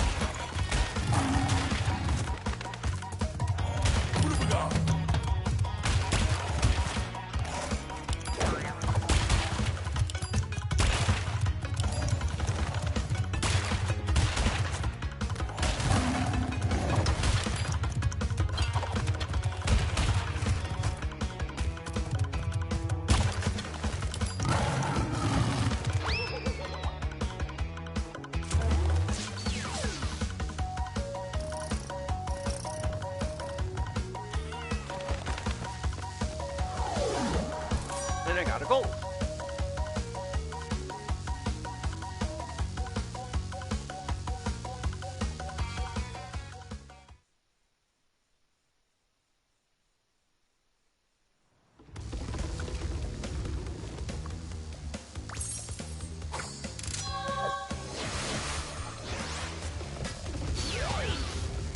Okay, so in this level, now before I do the time relic, I gotta get that gem.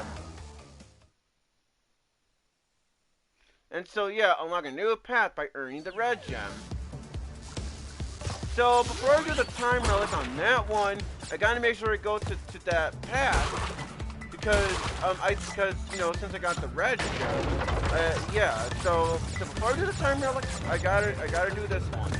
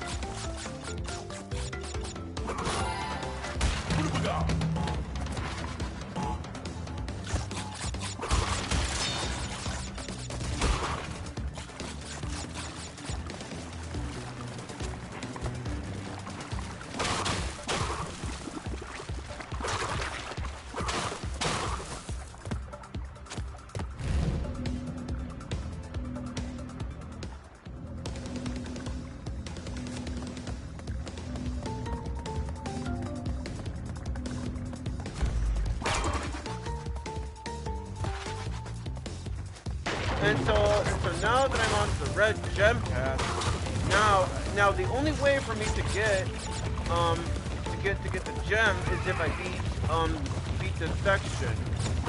And when I do, I'll be able to get the gem. And then after that, I gotta do the time relic on this level too.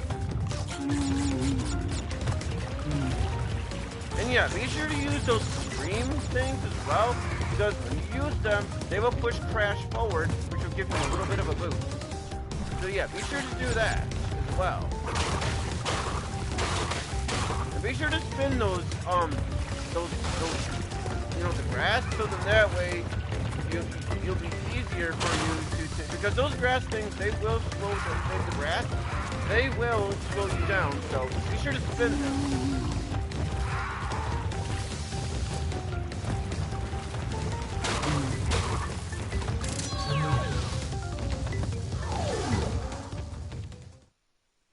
There we go. And now it's time for the time relic itself.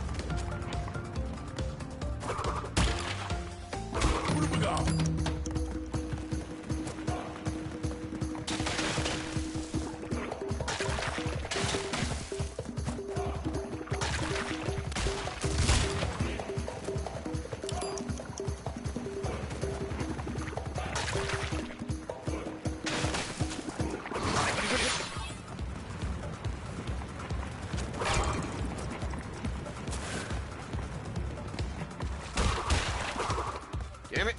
Oh well.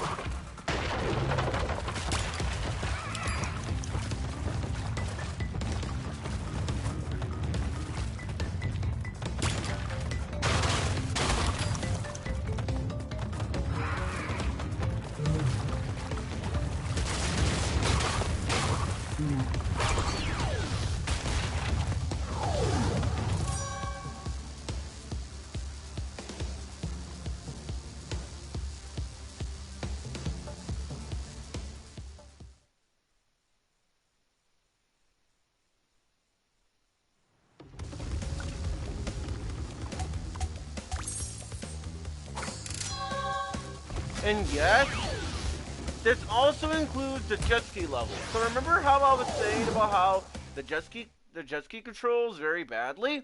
Well, I have to do them.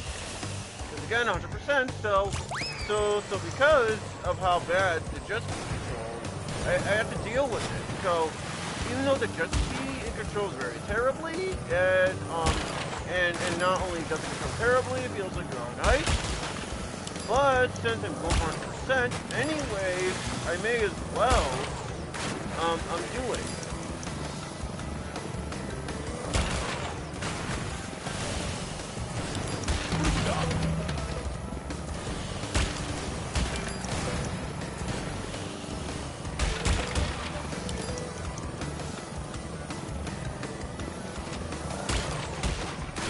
Okay, I don't know how I managed to touch that guy without taking any damage, but I'll take it.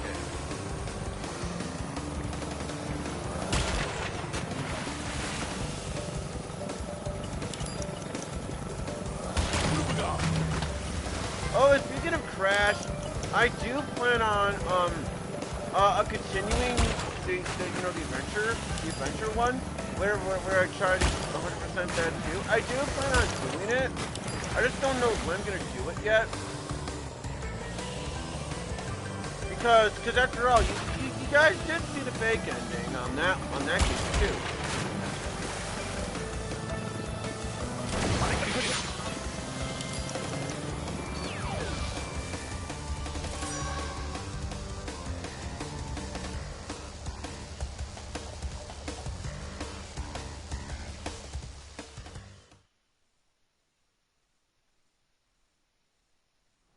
So now that I've collected 5 of those time relics, now it is time. Now basically the next warp area it is now ready.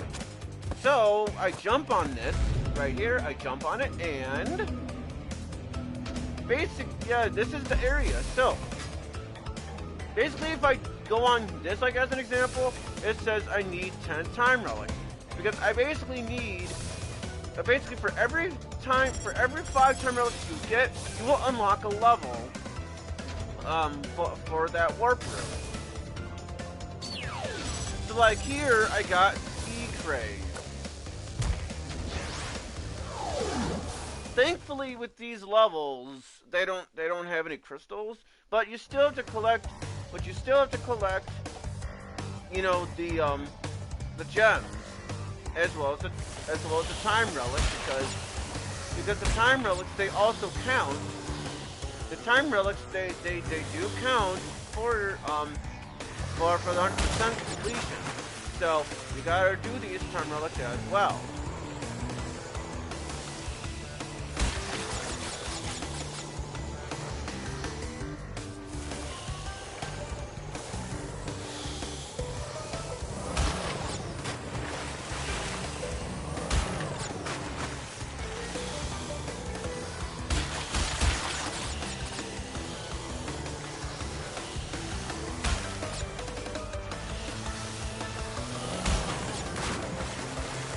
And as you can see in this level, it's basically a sunset as well.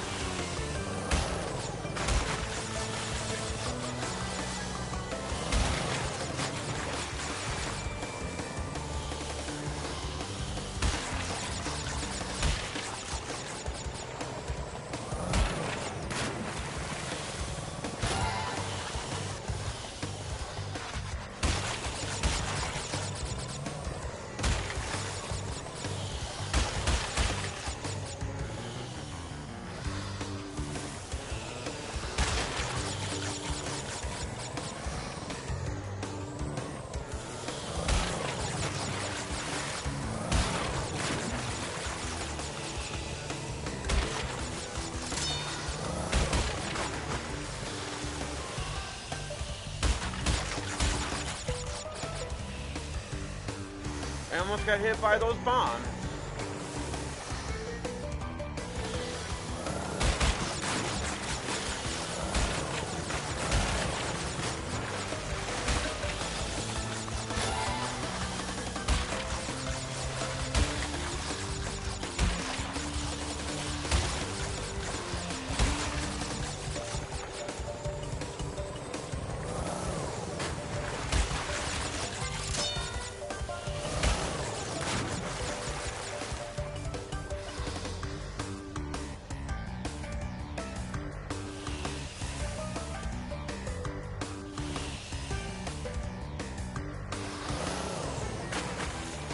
That's what I mean by slippery.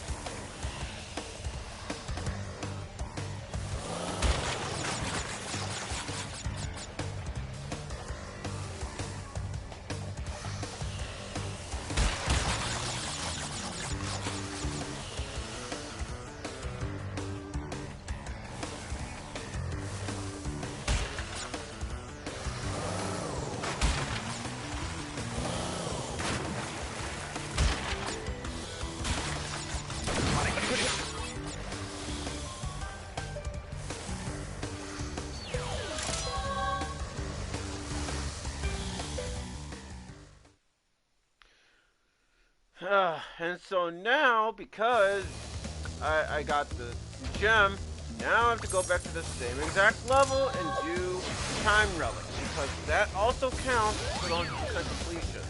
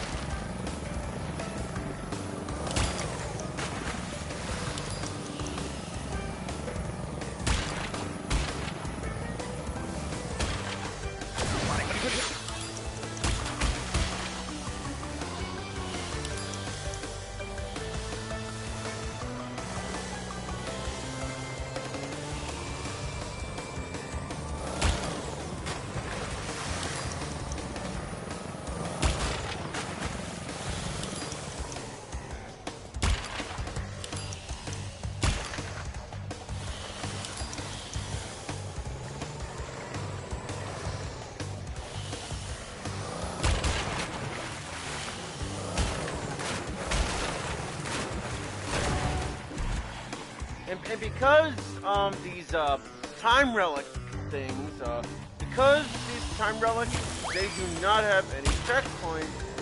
Basically, if you die in the time relic, you basically have to redo the whole level again. Thankfully, when you do the time relics though, thankfully you don't lose any lives. So at least with that, it's at least reasonable. Because imagine if they designed it where with the time, where you do the time relics and then they take away your lives. That would be really, really dumb. It's a good thing that with the time relics you don't lose any lives. It's a good thing.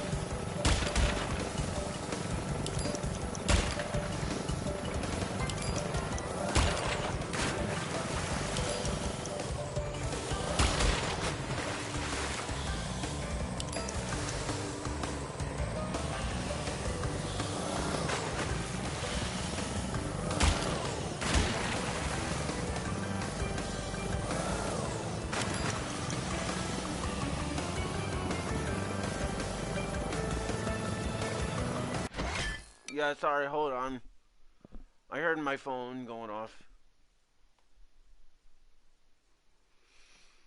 Okay, it's nothing special.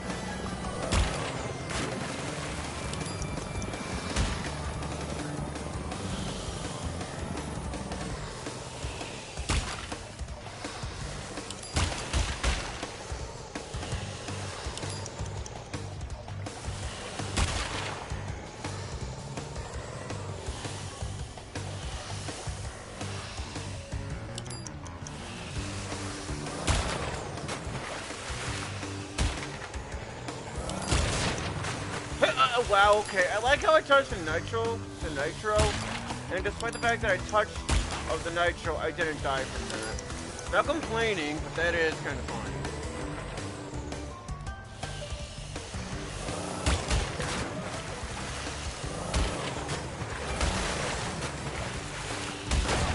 Like I said, these time relics, like I said, basically, when you die in these levels, the time relics, yeah, like I said, you have to redo the whole level. And I understand why they do that. Because, you know, you gotta have a challenge. And I do understand that. I really do. But it just doesn't really help that these jet skis, the jet ski controls, they don't control very well. In my opinion, it controls like you're on ice. Despite the fact that you're on a jet ski.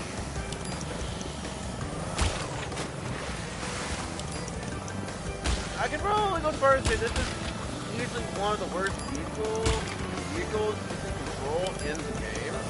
Specifically due to that, where it feels like you're on ice. It's basically why, in my opinion, I would go as far as saying this is, like I said, one of the worst vehicles you can control in the game. Due to that. It wouldn't be so bad if the controls actually felt pretty good. Because I know some people said that they didn't like the controls of the jet ski. In the original. And I don't remember the original Crash Warp control this badly for the jet ski controls. But then again, I haven't played the original Crash Warp in quite a while, so who knows? Maybe the controls of the jet ski are not very good in the original either. Maybe it doesn't control very well on that too. Maybe it doesn't.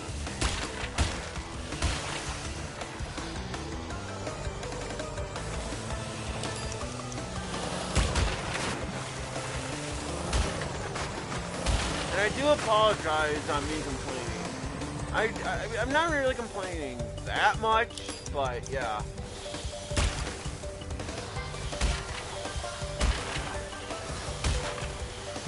What have we got?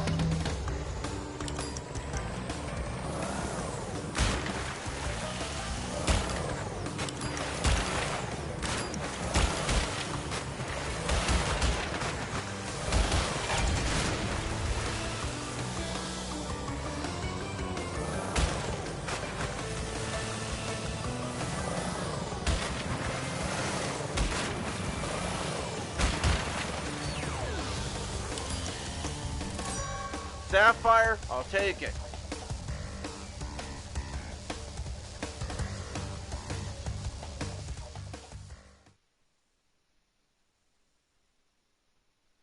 Yeah, this is not going to be the last time we're going to be doing a ski level, the jet ski level, for the time level, because, well, there's quite a bit of them to go.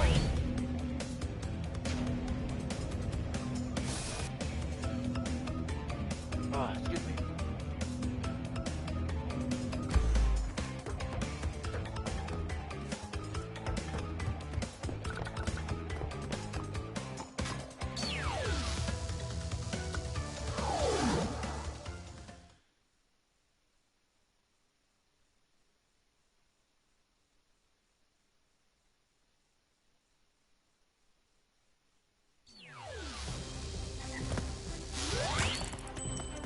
And in terms of how long I'll stream, I don't know how long I'm gonna stream. But I do want to do as much of the time relics as I want to. So that way next time I stream this game, I won't have that much to do. It's why I'm streaming longer than the 2 hours. Because I normally stream for about 2 hours for the Sane Trilogy. It's usually that, or if not an hour, it's usually one of those things. But like I said, I want to do as much as possible because, well, so then that way, next time I stream the game, I'm not going to have that much to do, as I said.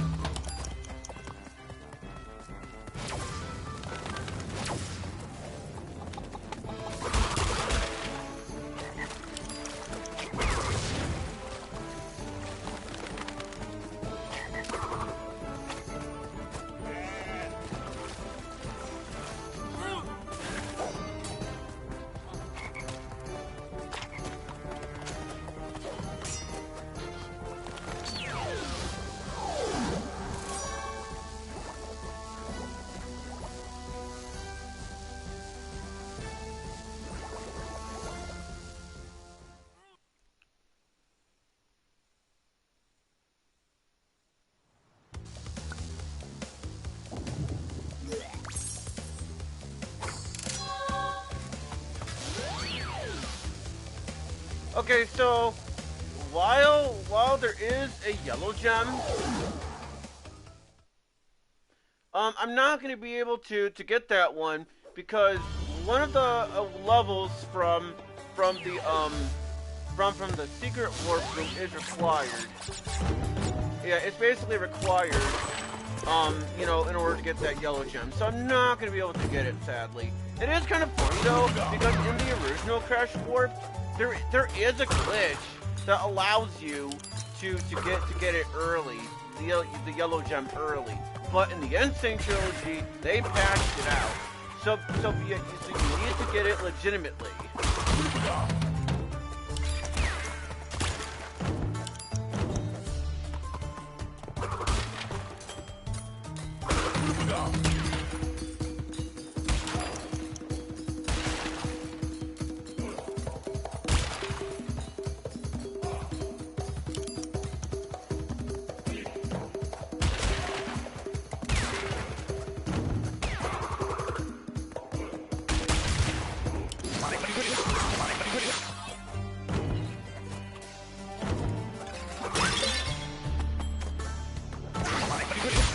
Damn it. Well, that's okay. That's okay.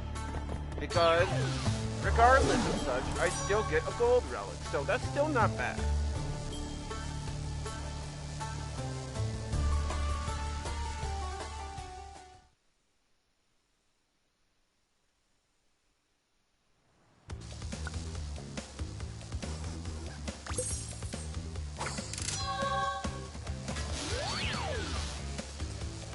Oh, crap. Okay, so it looks like for Hog Ride, I didn't get the gem. So, just like I did with the 4th level, in the first area, I need to collect all of the, the boxes. You know, so what I'm gonna do is, I'm gonna wait on purpose. Yeah, so I'm gonna wait on purpose just for a little bit of a while, so in that way, it'll be a little bit easier for me to get the boxes.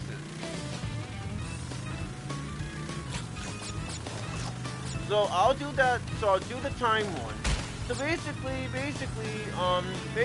here, if you end up messing up, yeah, if you end up if you mess up, then you may as well go to the warp room and go back to the level again, because yeah, and also yes, you can restart the time trials, yeah, but if you break the boxes while you're doing the time relic, it is not gonna count for the boxes. You can only do the box gem if you play the level normally. If you try to do it while you're doing the time relics, you're not gonna get it. Thankfully, it doesn't really matter. So, and also, like I said from before, for the box gem, you do not need to go in first place. Same applies to the time relic. As long as you break all the boxes, and as long as you get the time relic as well, then you'll be okay. So you don't have to worry about trying to go in first place to get the box gem.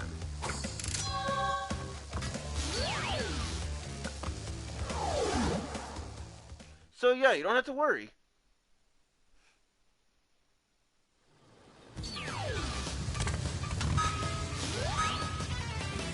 Now it's time to get the time relic, so let's try to get it, shall we?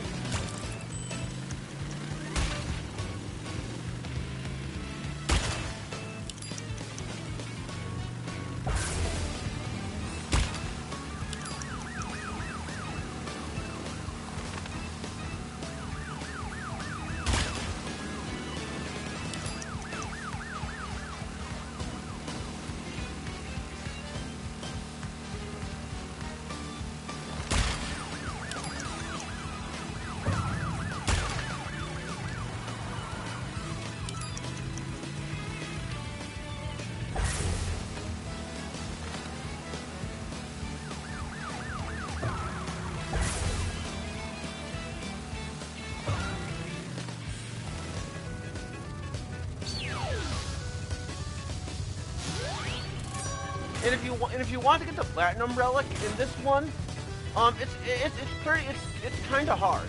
If you want to get the platinum relic on that one, you have to make sure that you stay boosting for the whole race, as well as break all the time relics as well. Well, I mean the crate that has the time relic. So in Tomb Time, I didn't get the box gem, as well as the gem that is in that secret area, you know, with the purple gem path. So I have to do the levels regularly before I do the time relic. So let's do that.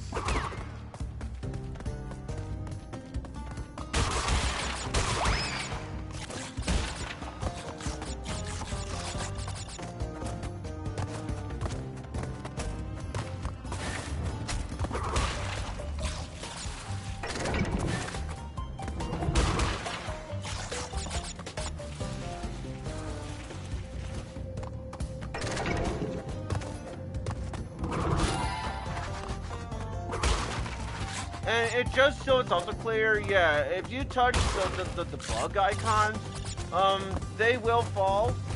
So you're gonna be careful with that. It doesn't really matter because to the people who watched my previous stream or streams or whatever, yeah, they would know what that is. Just thought I would mention it to people who hasn't watched it. Watch that. Whoa. Who hasn't watched that yet?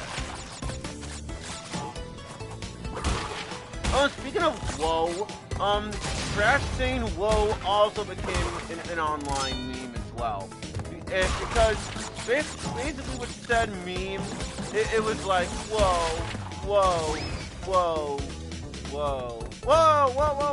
You know, yeah, that became an internet meme. Because basically, a lot of times when Crash dies, he says, whoa! Yeah, it's basically been his iconic I guess it's like a little catchphrase if you want to, if you think about it.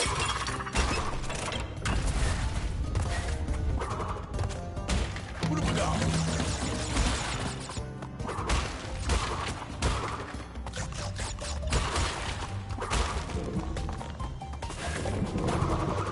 Now, before I do that purple gem, I may as well go to the right-hand side, because the right-hand side also has blocks to break.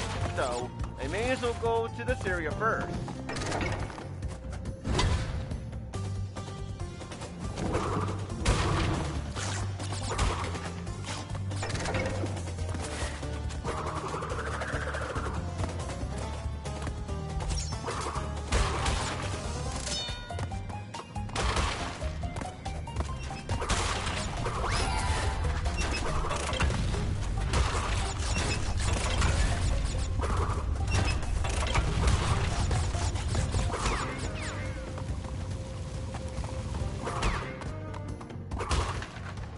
And so now that I have done the best I can for the right-hand side of the route, now I have to go all the way back so I can do the purple gem path.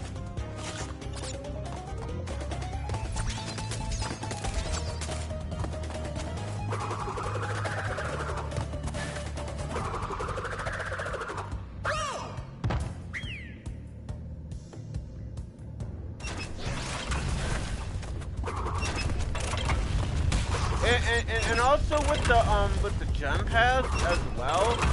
Yeah, with the gem paths, you don't have to worry about dying or not. Yeah, with the gem paths, you can go on them regardless if you die or not. So if you want to go to the gem paths, as long as you have the correct colors for that area, as long as you have collected it, it doesn't matter if you die or not, you'll still be able to get to there. As long as you have collected the correct color.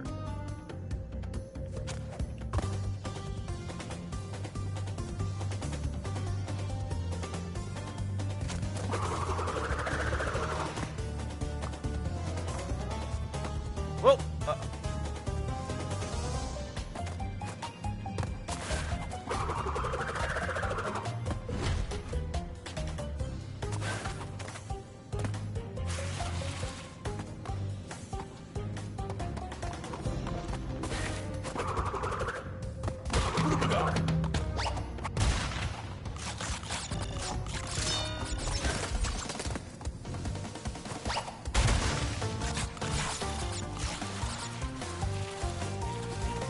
Okay, I like how I clipped right through the spike. The spike beat. I mean, it doesn't. I mean, I'm not complaining, but to me, it looked like I clipped right through that.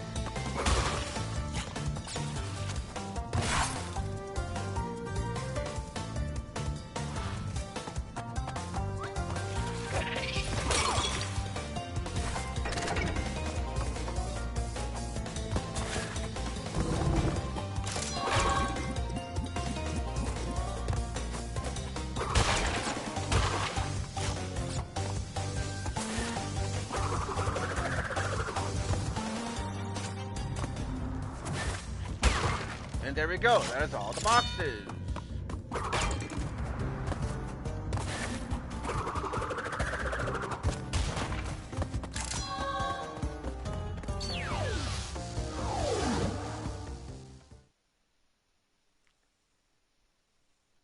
Now it's time to go to the same level, but I have to do the time relic.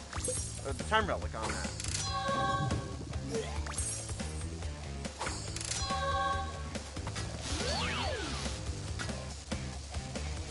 So, let's get the time relic then.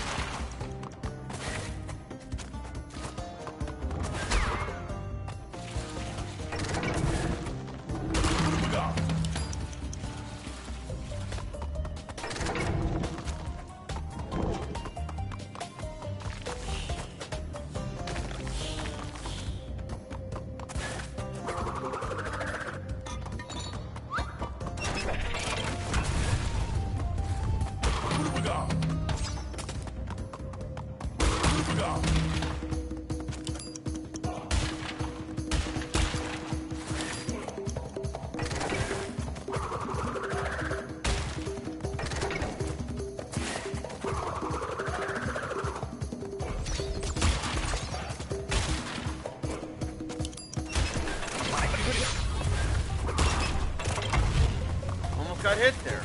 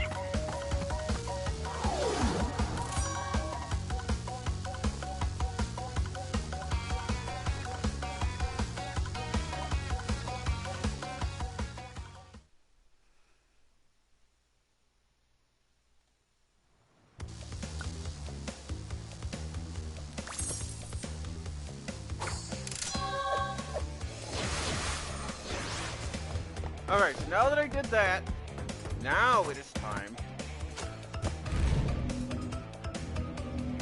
Now it is time for the next level. And so, Kingdom High. Now, yes, this is the same level that I already went in from before, but now I can get the yellow gem.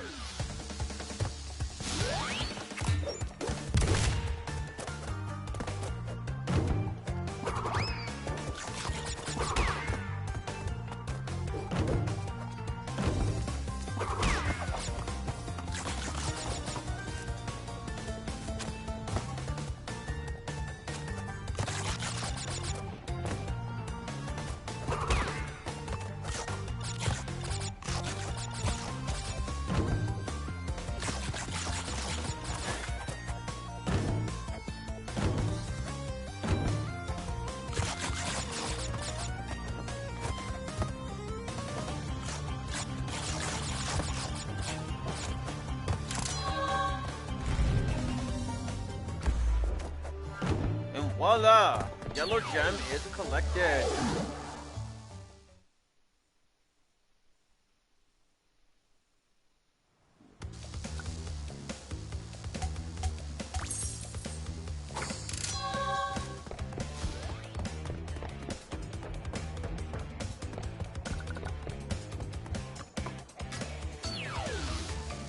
So with Dynamite, yeah, thanks on that, yeah. So now on Dynamite, it looks like we haven't collected the box gem and the other gem. So we may as well go. So we may as well just play the level normally, and then we got it ended the time trial.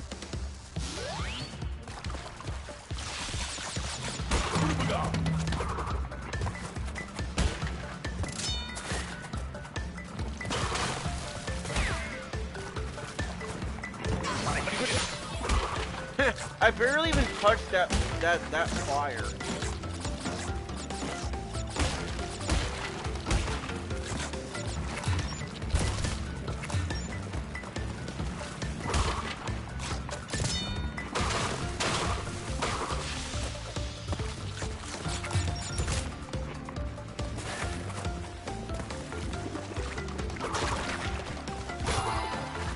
So I'm not gonna touch that. I'm not gonna touch that gem path yet because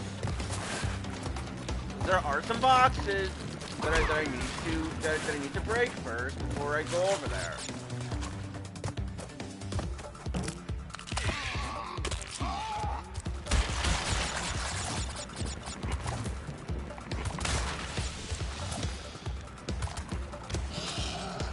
Yeah, it's a good thing you can also jump off of him by pressing circle.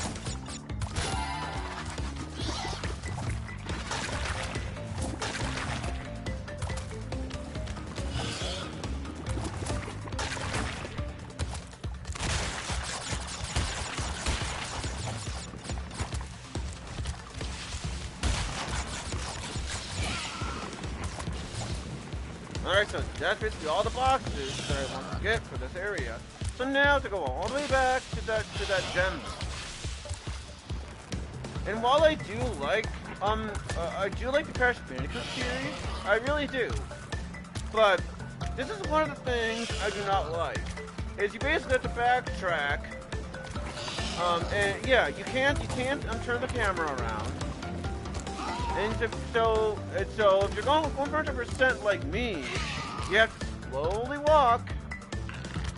Yeah, you have to slowly walk because, you know, it's how it was designed back then. And basically, because of the nitro problem, now I lost him, so now I gotta be extra careful. So because now he is dead until I go back to the level.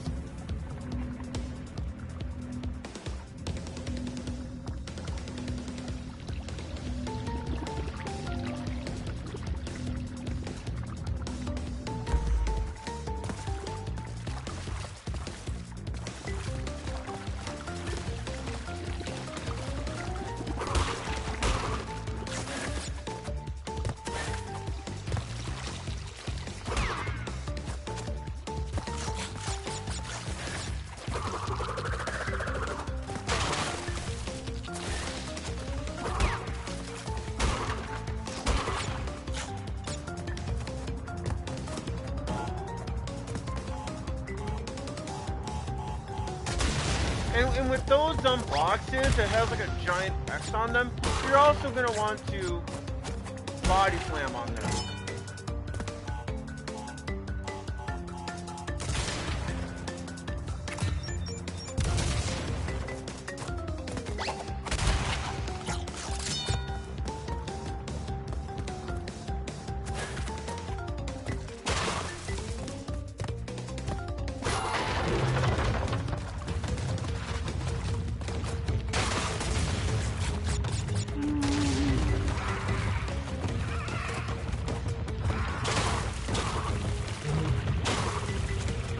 That is correct. Well, see, technically the maximum amount of lives you can get is 99. If you reach 99 and you get let's just say you have 99 lives. If you have 99 lives, and you get another life after the fact, well, guess what? You're not gonna get an extra because you can only get to 99. But speaking of lives. There we go, 99.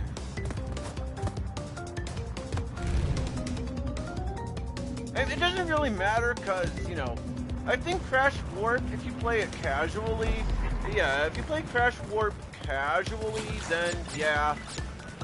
Yeah, if you play it casually, then yeah. Then it is basically like, yeah, thanks.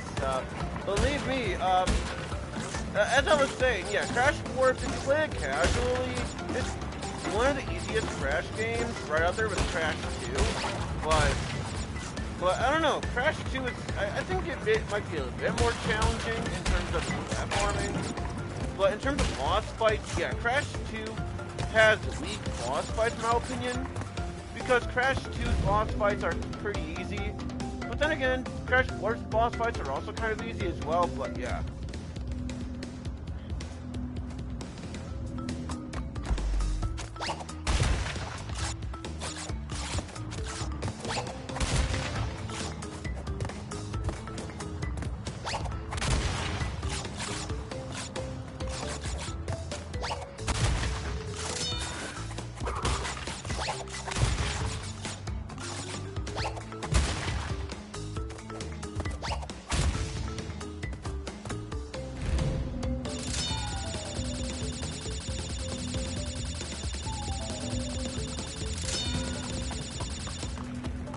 Yeah, and as you just saw, I got an extra life, but because the maximum amount of lives you can get is 99, it didn't go to 100 because the maximum is 99.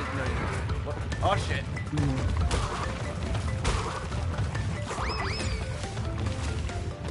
Gotta be careful.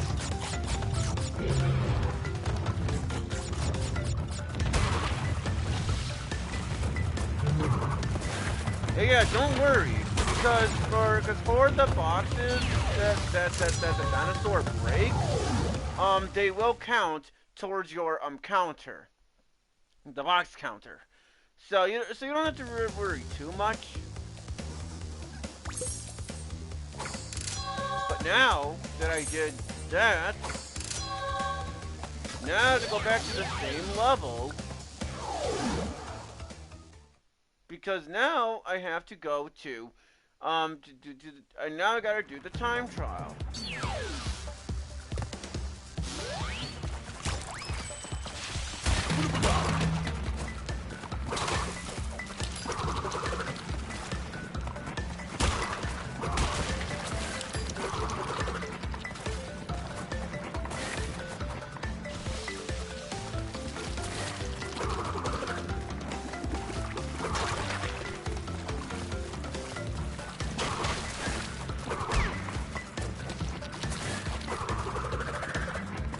Yeah, I may as well ignore that dinosaur for now, because I think I would assume that the dinosaur is maybe, well, you know, the baby. I would assume that he's slightly slower compared to actually running.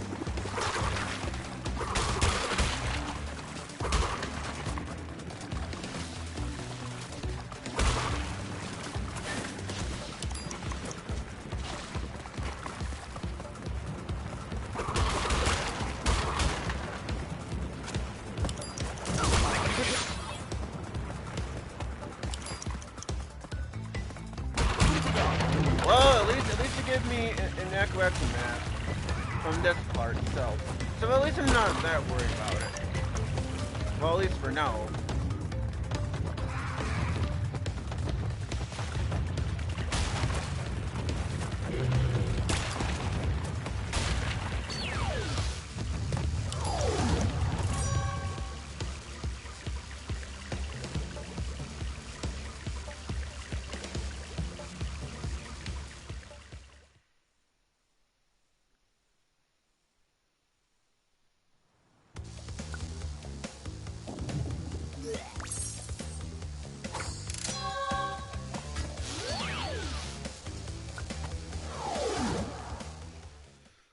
Oh boy, underwater level.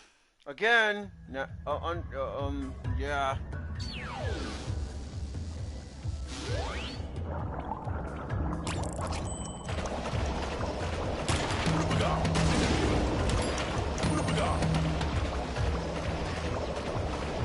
Yeah, since it's a time trial, yeah, well, yeah, since this is a time trial, when it comes to those things that you are on, yeah, you may as well just spam the torpedoes or whatever it is or whatever it is you want to yeah, you may as well spam it because well, it just makes things easier. So you may as well just spam it.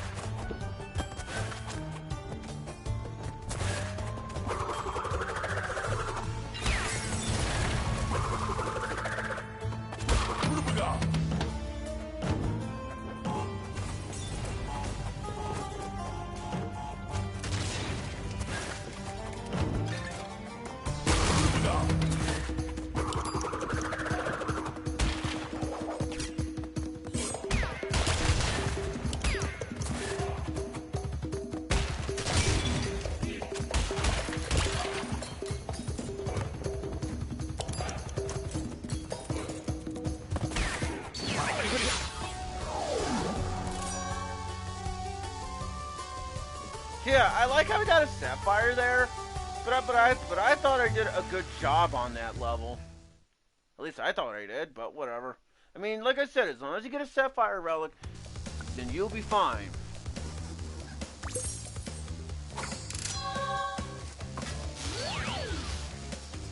And so in this level, I have to do box gem and the time relic because I didn't get the box gem. So just like from before, I may as well wait.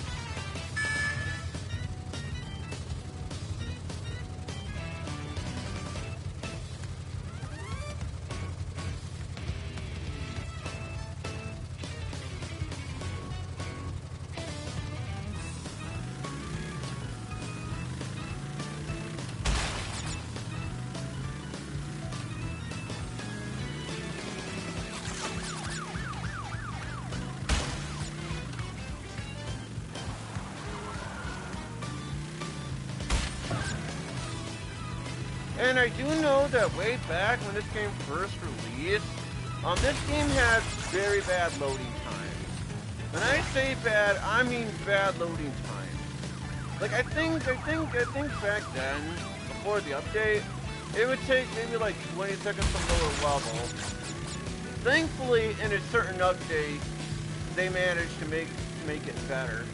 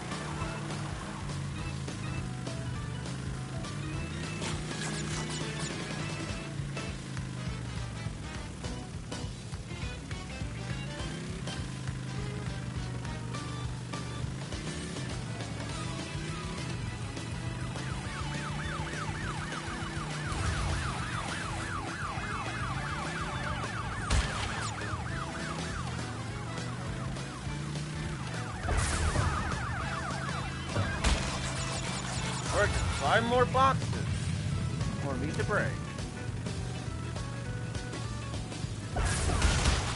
Alright, 1 more box, and then gonna go do the time trial as well.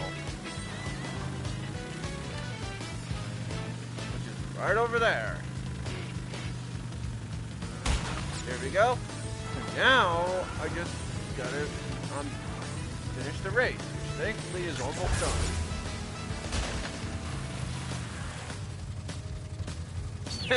You know what's funny? I think it's funny how Crash is sad, even though he got a gem. That is kind of funny.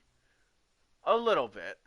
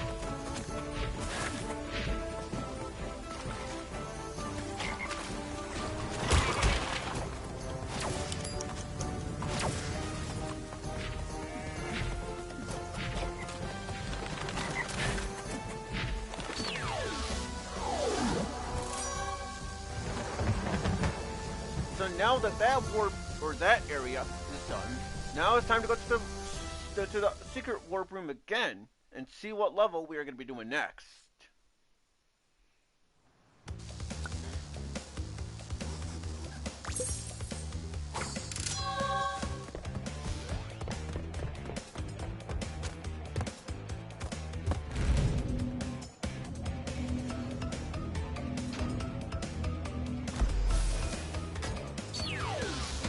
Area 51. Now, I think out of like one of the, this is also, okay, this is one of my least favorite levels in the secret area. Because, well, you will see exactly why. It's dark. That is correct. It is dark, and there are 24 boxes, and it is mostly dark. So, and not only that, you have these UFO saucer things, and which you have to deal with them, and you also, just like in the previous levels of the racing, you have to make sure that you get first place. You get the first place gem, and then you also need the box gem as well, and then of course you do need the time relic as well, and yeah, all complete with darkness. I mean, like, thankfully you have a tiny bit of light because it crashes motorcycle headlights, or whatever. But believe me, it's still pretty difficult, because believe me, it is very, very hard. At least last time I remember, anyways. I mean, maybe it won't be so bad depending on your TV. I guess maybe it depends on your TV. I guess maybe if your TV brightness is actually quite good, maybe it wouldn't be so bad for depending on what your TV has. And not only that, but you also have these vehicles that I swear that comes out of freaking nowhere, and you gotta make sure you dodge them.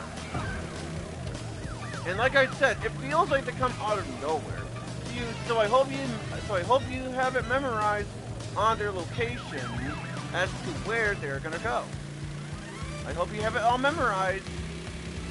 And if you don't have it memorized, then you gotta make sure you pay attention to where the lights are as well.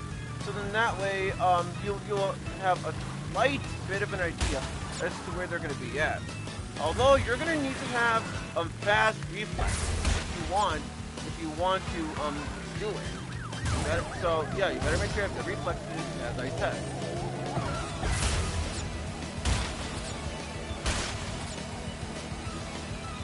And so like that, for example, I got the box gem, but I failed to get the first place gem. So because I failed the first place gem, now I have to do the same level again, but I get in first place. And then I have to do the same level all over again, except the difference is I have to do the time relic. Believe me, I'm not the biggest fan of this level, I'll admit. I mean, don't get me wrong, I mean, it's not as bad as compared to a different level. I mean, like, oh shit. Well, that's okay, I didn't mean to do that. But that's okay, I gotta do the time trial anyway. So, yeah, cause see, I didn't mean to grab that time relic. I was gonna try to do it, without the time relic. I was gonna do the first place one first, but I accidentally grabbed it. But I'm not really mad about it because, well, I'm not really mad anyway. But that and plus I have to get the time relic anyway. So it's all fine and dandy. So whatever. Like I said, I don't like this level that much, as I said, and I know I said it a lot. But at least this level isn't nearly as bad as compared to a different level in the secret warp room, because of the control of that. Yeah, because remember the plane? Remember the plane that I was talking about from earlier? Well, get this. There is a race you have to do in the plane, and the plane controls like crap. At least if you want to get in first place wise. At least that's how I remember it. I remember the first place gem on that mission was pretty bad because they wanted, because you know the way how they designed it back then. Or it's not really bad. Well, I don't know how to word it, but yeah.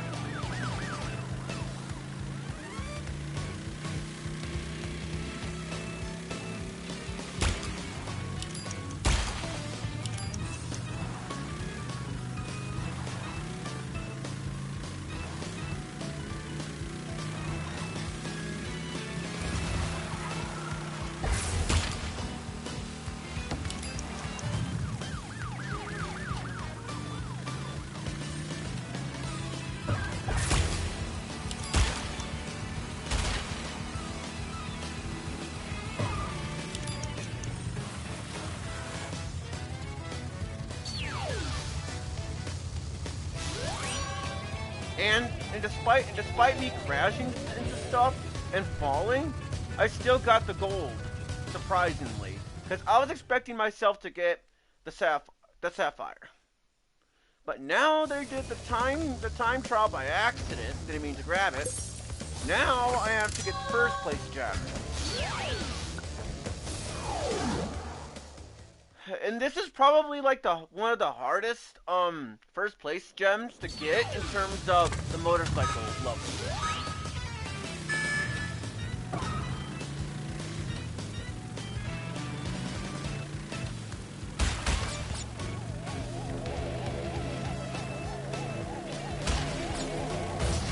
And it doesn't help too that those UFO saucers, those saucers, it's bad. It's also bad too that they will crash into you, making you go to the sand, which will also slow you down, preventing you from trying to get into first place. So try your best, and yeah, that's all I can really say in terms of that.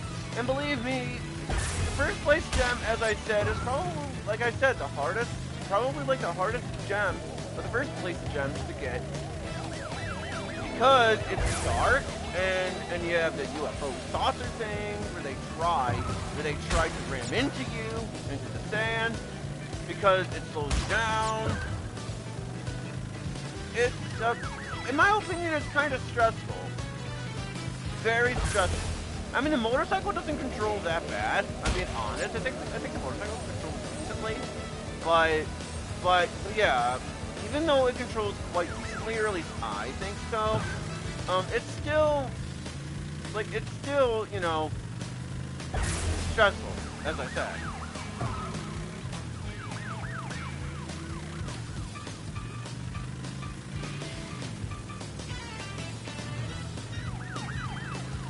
So yeah, you're gonna want to try to go as fast as possible.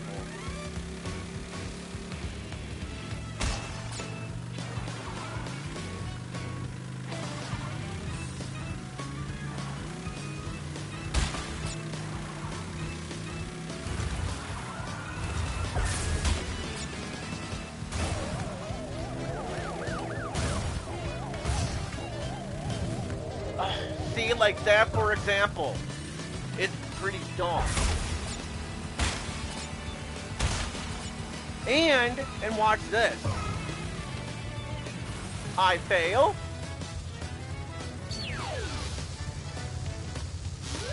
And yeah. So that is quite good. So it is nice that you can restart the level. Yeah, you can restart it if you fail. But here's the thing, though. I mean, the loading times, they did improve, so it's not that much of an issue anymore. But like I said, back when this game first released, loading times were bad. So basically, if you fail, the first place gem or the first place crystal, and you press yes to redo it, well, guess what? You're gonna have a very long loading time just to restart the level.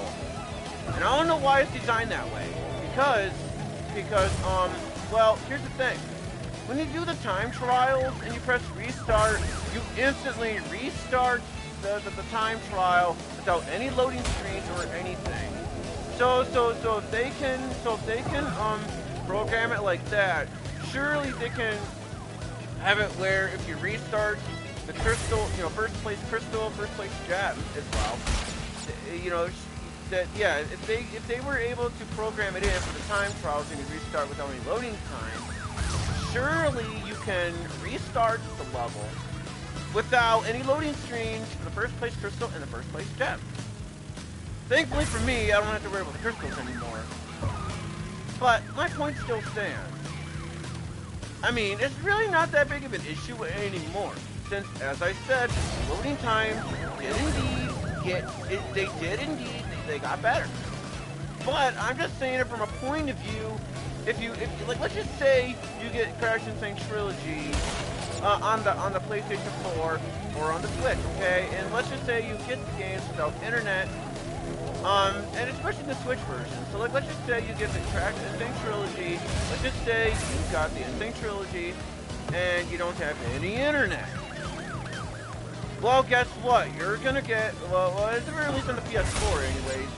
So basically, if you end up playing the game without downloading any updates because you don't have any internet, well, it's specifically the PS4 version.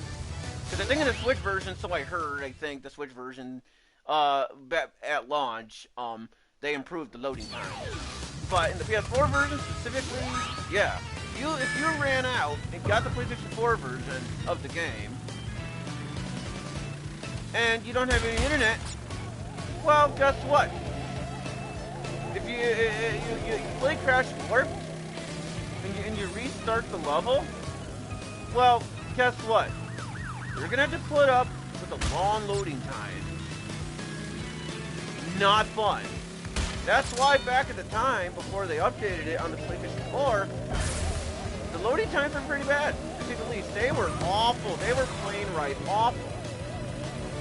And I know that it sounds like I'm complaining. I know it does. And in some ways, I am. But that is because, it gets kind of annoying when you restart the level and then when you press yes, you're in a loading screen. This also applies to Crash 4. It's about time as well. But I'll probably mention it when I get to it. But for right now, the same thing also applies to Crash 4. It's about time. It's pretty bad on that as well. Although in an update on that game too, they did improve the loading times as well. They did improve it. They did. But even then, it still takes longer to load compared to how it does now in the Insane Trilogy. So even though, while it sounds like you're complaining, and it kind of does, and don't worry, I'm not saying it in a way. I'm not complaining in a way where I'm pissed off. No, I'm not pissed off. I'm just saying, based on what is wrong with that,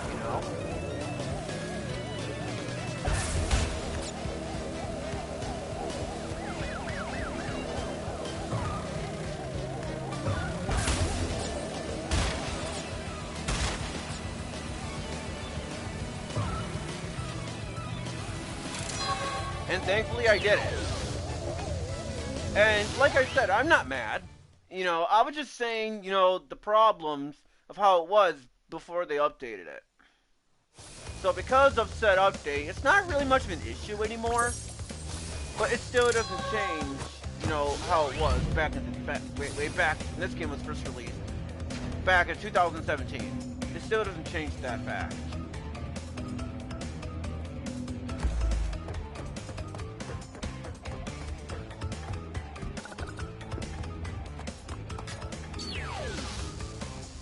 And so in this one, the Sphinxinator, I think in that one, if I remember right, I think that one is just the regular gem, for that route.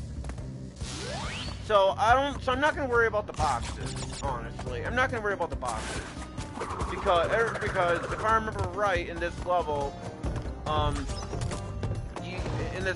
you collected all the boxes in the level, so I'm not gonna worry about the boxes. Doesn't really matter because I still gotta do the time trials anyway.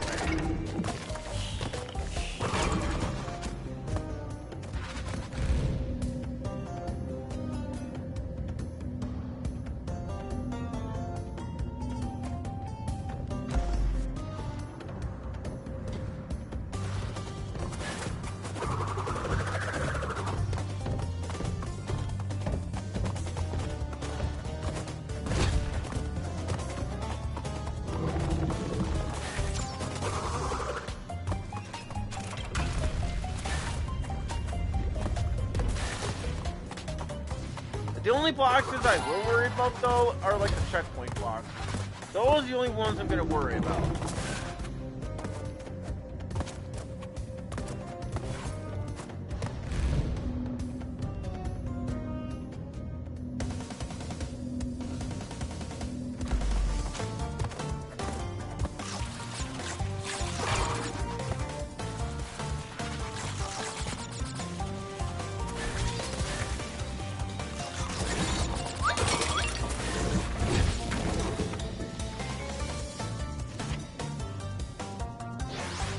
And also, I probably also mentioned this as well in a different part, but in the Insane Trilogy, basically in the Insane Trilogy, the more you die, the more the game is gonna feel sorry for you.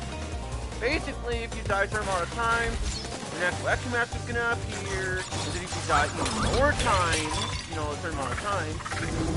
So if you die a certain amount of time, also you'll get the golden Aku, and if you still die a lot, then the game's gonna feel even more sorry for you, and they're gonna give you a checkpoint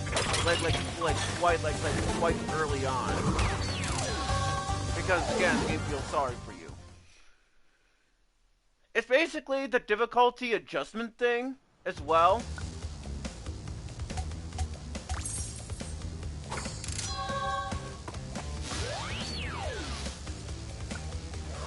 Let's get that time trial. That time relic.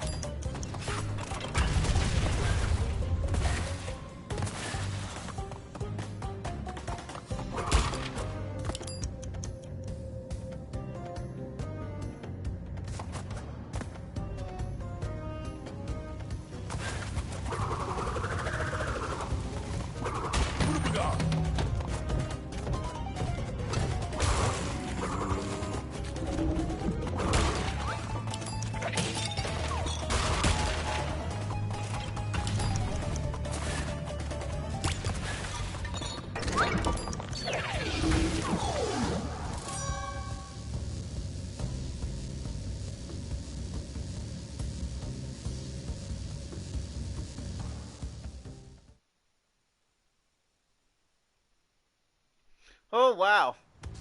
I've been streaming for 3 hours and 3 minutes. Holy crap. Time sure flies.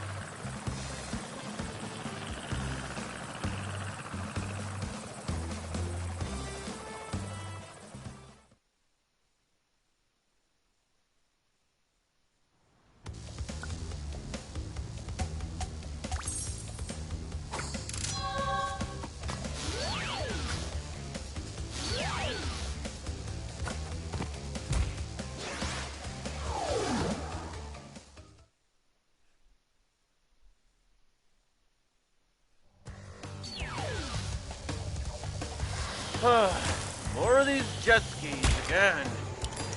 Oh boy. So I hope with these jet ski levels, you know, with these jet ski controls, I hope you got used to these jet ski controls, because especially if you're going for 100%, you gotta do this. Yeah, so especially if you're going for 100%, you have to do this. You have to do this.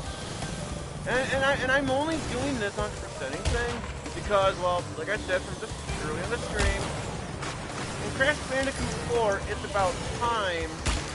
It's based on the true ending for Crash Bandicoot 4. It's about time, so that's why I'm doing it this way. So then that way it makes sense to the story. That's also why I 100%ed Crash 1 and Crash 2. Well, especially Crash 2. Because in Crash 2, because in Crash Warp, it takes place after the true ending of Crash Bandicoot 2, where in Crash 2, Crash collected all the gems and he destroyed Dr. Cortex's, like, thing.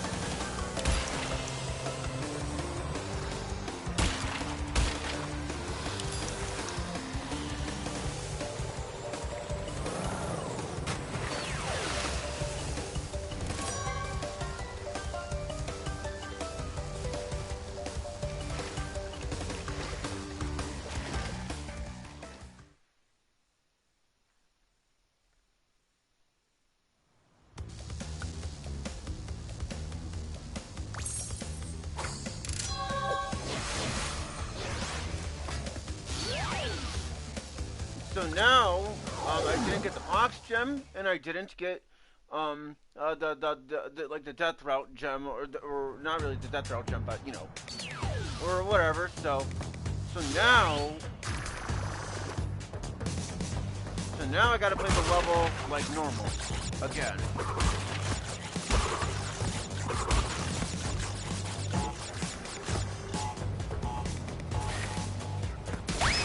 Also, hold on a second, I heard my phone going off again. Okay, nothing too special.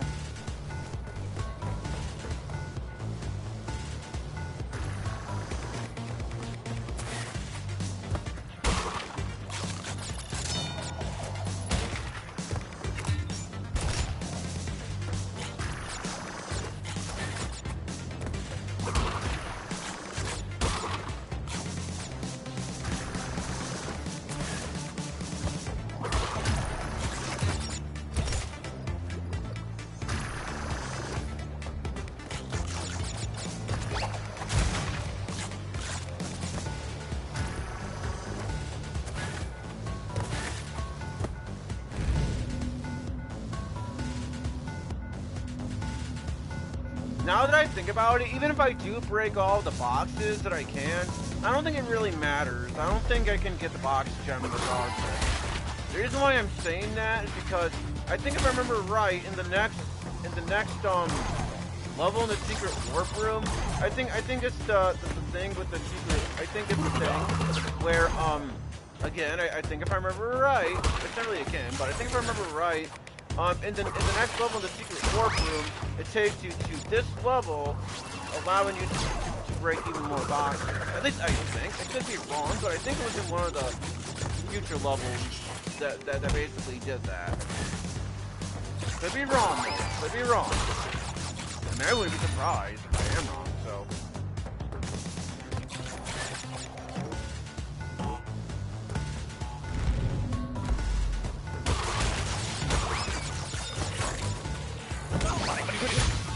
Okay, I barely touched that, spike enemy. Oh.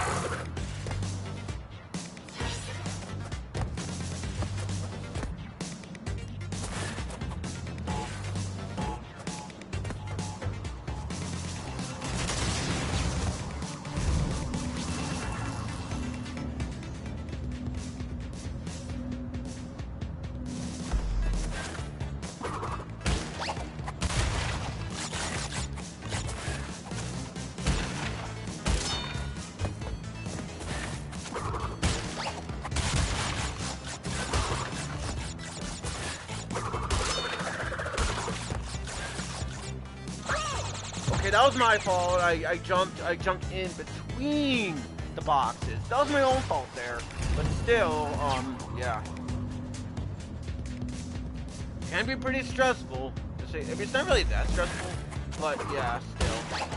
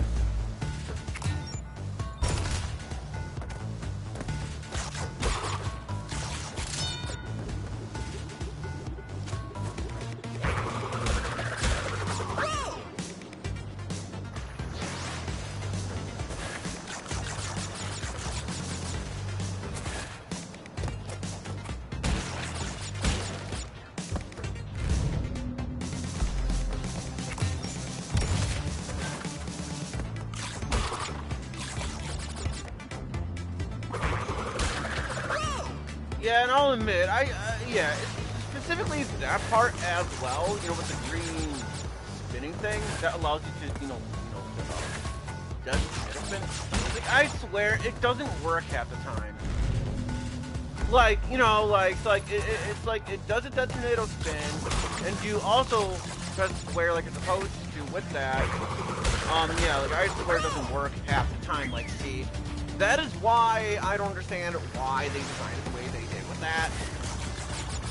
Because, like, I mean, it worked just fine before, in the level I was doing earlier today. But yeah, like, I swear a lot of the times though, with that one, I swear it doesn't work half the time. Which is why at that point you may as well just do that, but I still think it is kind of dumb, regardless. But yeah, see, I did the level, and it was pointless because well, basically, one of the secret levels, they want you to, so because I wasted my time, now I may as well do the time relic.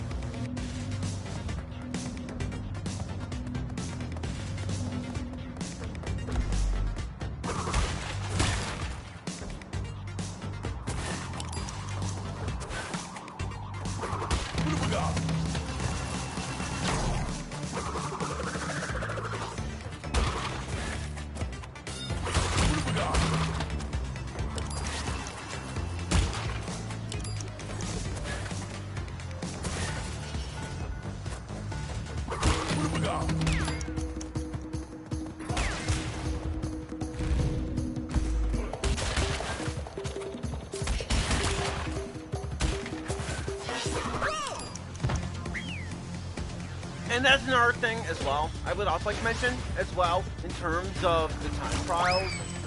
Now, to those who don't know, there is a YouTuber, well, at least he was a YouTuber. But basically, he was known as the Stimpy Land. Although, of course, now he does have a different channel called Monstro, where he does commentary on the reviews he did a long time ago. Basically, there was a YouTuber named the Stimpy Land. And in that review series, he did, Crash Bandicoot reviews and Spyro reviews. He did quite a bit of game reviews. Although prior to it being a review channel, it was also a channel where he played random games with his friends and that kind of thing. Although later on, though, it became to the point where he just liked to do more reviews on his channel. So ever since then, after that fact, it was basically a reviewing channel. Because back then he was saying that he improved on his reviews, even though he was only better at the editing. And basically, what he said in the Crash Bandicoot Warp review, which I have to agree on. Basically, what he said in the Crash Bandicoot Warp review is that basically in the time trials, the levels do not compensate for that. The levels don't compensate. So for the levels that you do, for the obstacles that you are given to dodge and all that, with the obstacles, it just gets to the point where the obstacles are hard to do because, well, like you said in the review, like a long time ago, he said that the levels don't compensate for the time trial. I have to agree with that on what he said in the review because simply due to it's just how like you said from before, they don't compensate.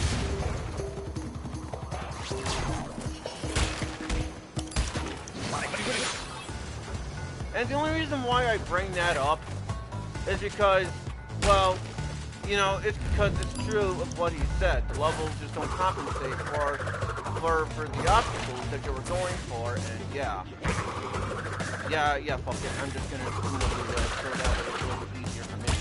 I don't even care.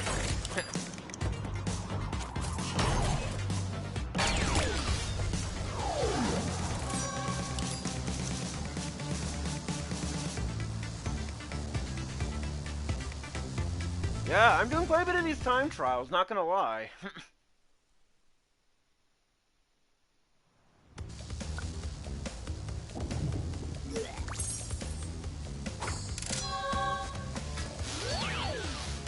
So now we have Tomb Raider, the time relic, and after that we gotta go to the secret. To the secret one.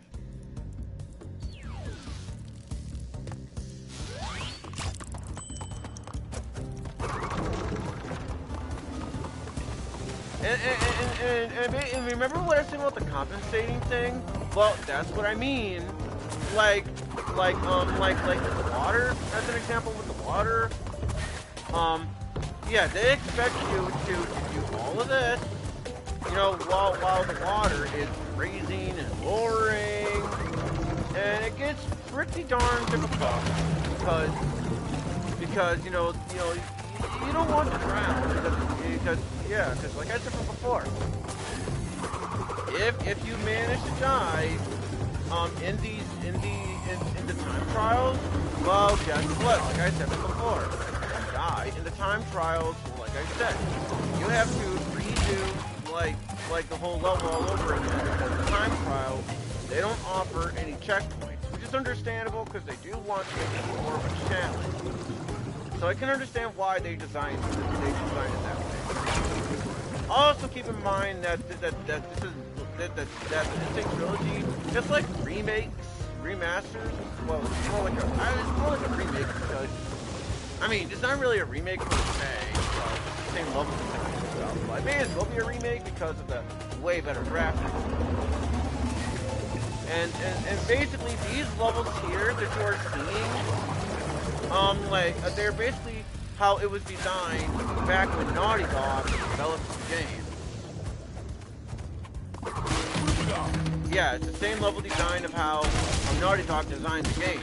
With the exception of Crash 1, partially. Because in Crash 1, they basically have it where, you know, with the saving and stuff, and how the saving in Crash 1 was not very good, and something. So in Crash 1, the Untitled Trilogy version, they improved quite a bit of things. So they basically made Crash 1 better in the Untitled Trilogy.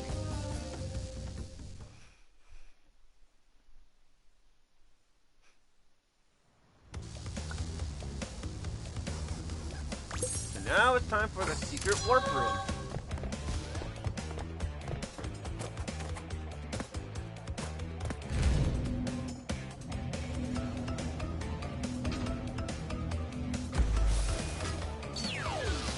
So, yeah, Future Frenzy, that's what I was talking about. Now, this is the same level that I went to, except now we start off in a different area because these are the boxes that you do not see when you play the level regularly, when you choose it from that area, because of that.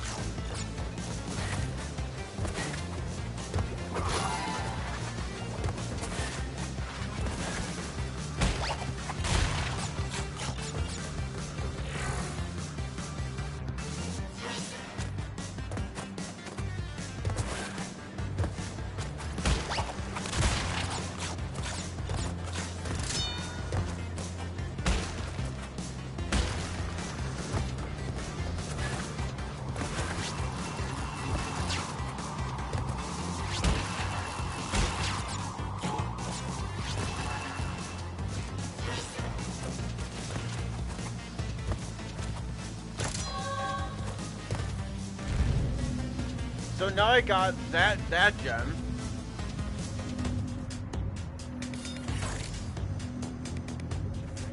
But now, guess what? Now I have to go all the way back to the beginning of the level, so then I can get the boxes. And yeah. And also, yeah, I may as well ban that person. It's basically one of those.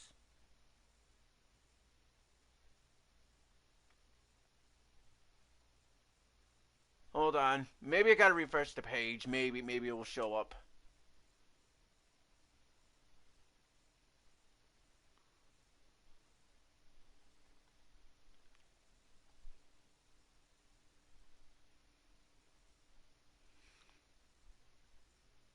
Yeah, my computer is quite slow as well, so. Okay, that is kind of funny.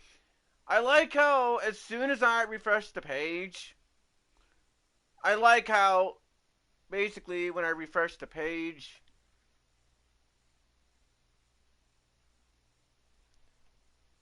okay, that is also kind of weird, because the other, yeah, hold on. Maybe if I go back to my channel again, and then I click on it. Because for some reason, the other messages, you know, from my other, from the other thing. Yeah, maybe I gotta. Yeah, that is pretty, bizarre. I'm not entirely sure why the previous messages are not there anymore. But maybe it will show. Maybe it will show up. Like after I'm done streaming, and then like whatever hours later, I can see if it's there. So,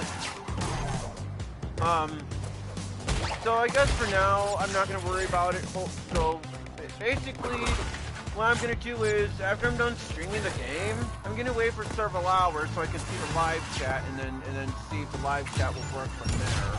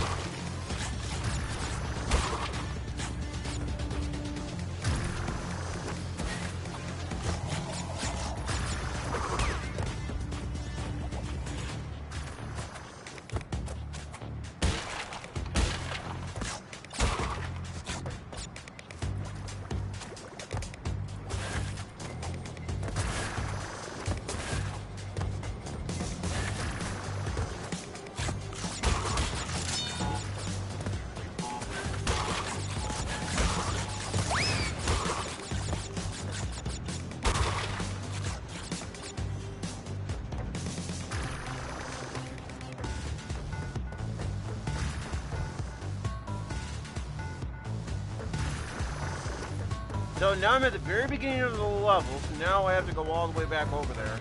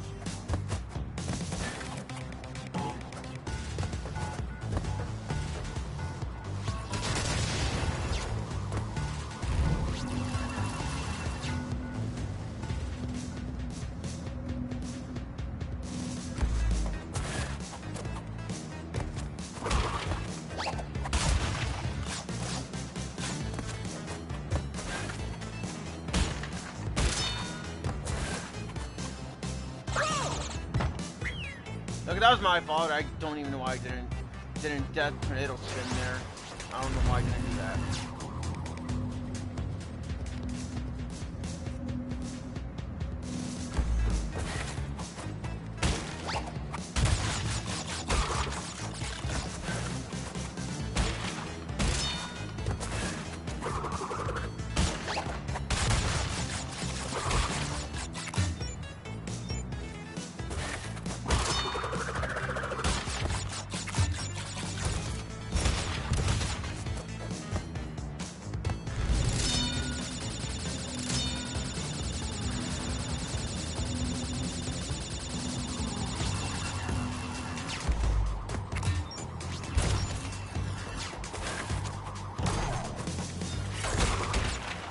And also another thing I should bring up as well, that the bonus rounds as well, they also count as a checkpoint as well.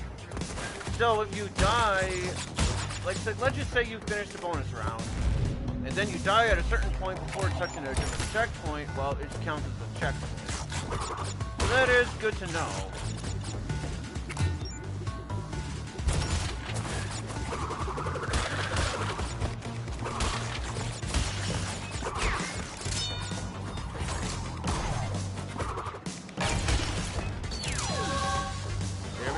So I just have one more area to go, and then that's that, and of course the secret area as well, I think, you know.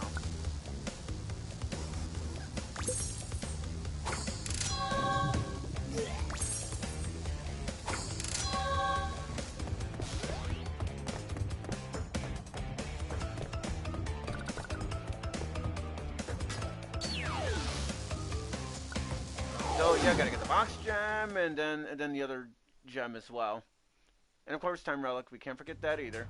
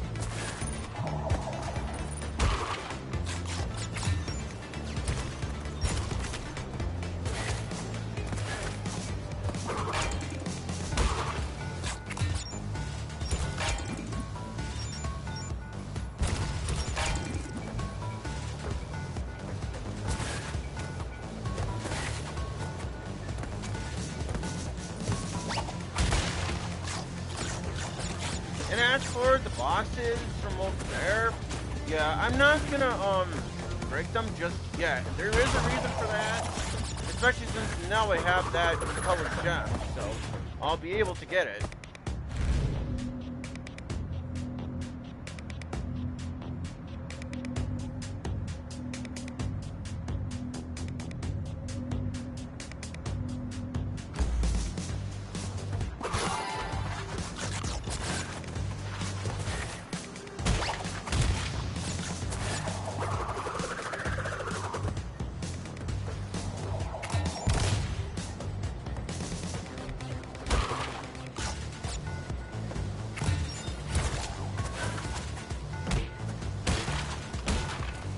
So, like before, I'm not going to do anything about that TNT right now.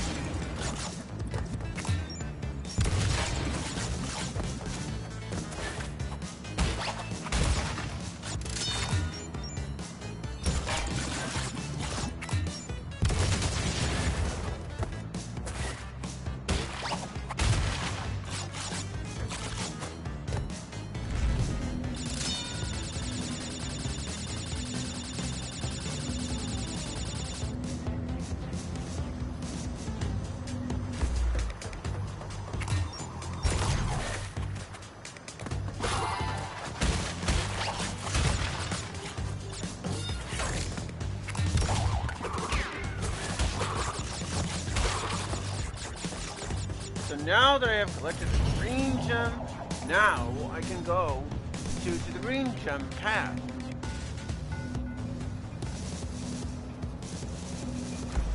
Which will allow me to break more boxes, which is what I need, so.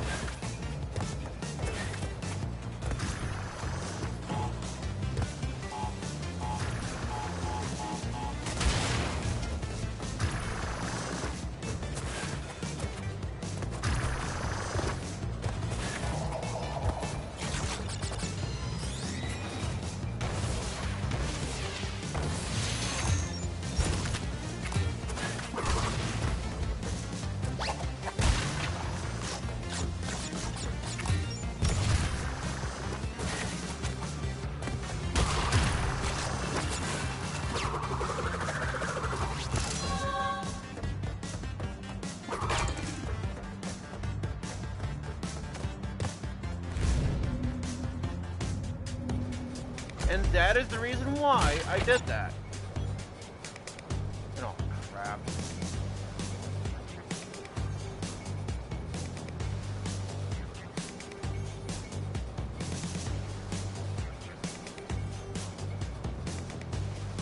I do apologize. It's just my uncle decided to text me for some reason. So, sorry about that. Alright, no other, now I'm just gonna back up just to make sure here. Just to make sure. Okay, so not that I can see anyway.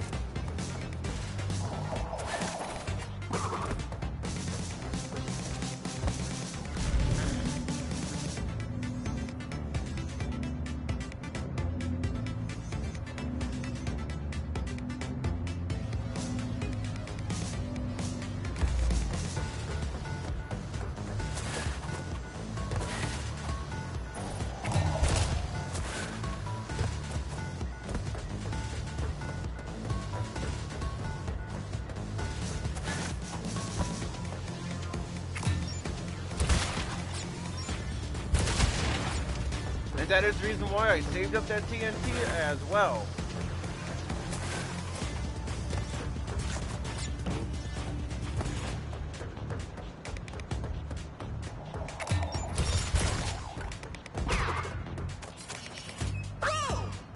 Okay, yeah, that wasn't my fault.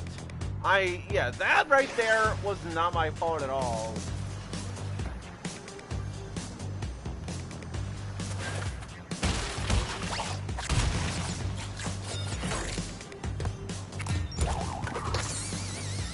Okay, that made no sense either, because he wasn't even using his spike, so that made no sense.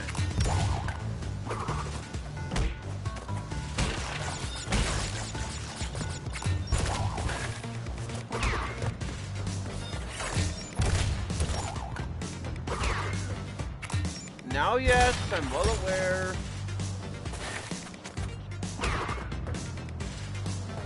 Yeah, I'm well aware that because of what happened, I'm well aware that now I have to go all the way back again.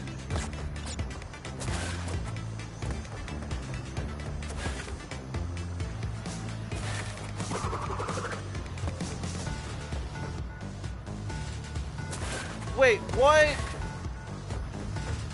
Hold on. Something doesn't seem right. Okay. Yeah, gotta do the green gem again. Don't know why they designed it this way, but they did.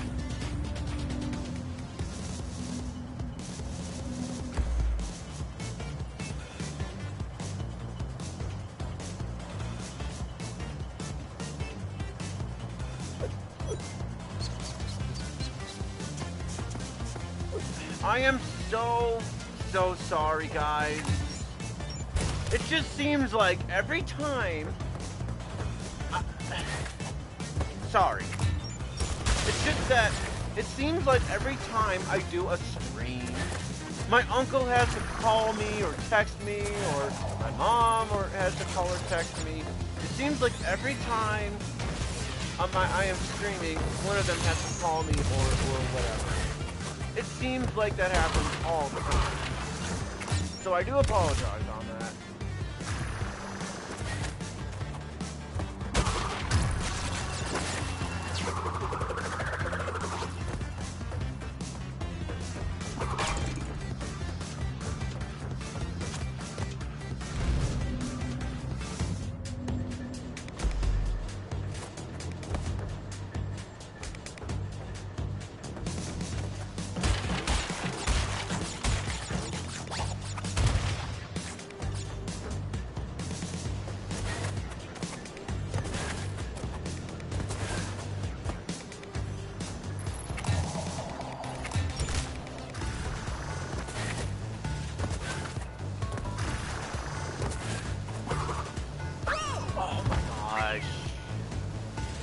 This is why, like, in terms of, I mean, don't get me wrong, 100%ing, you know, 100%ing Crash, Warp, it happened again. That made no sense, because he wasn't, the spike wasn't even there, and I still died from that. That made no sense. But that's what I'm, yeah, basically, I just think it is kind of stupid. Like, again, 100%ing this game isn't as bad as compared to how it is in Crash Force of all time. It's really not that bad. But in terms of the 100% completion wise, in terms of, you know, just to see the true ending, I think it's way too much, but at the same time, it's not nearly as bad as Crash Force of all time. It's basically one of the reasons why I am doing it where I 100% this game. It's basically why I'm doing it this way, because, like I said, the story, because for Crash Bandicoot Force of all time, it takes place after the true ending, Crash Warp, so that's why I'm 100% this game. It's basically why I'm doing that.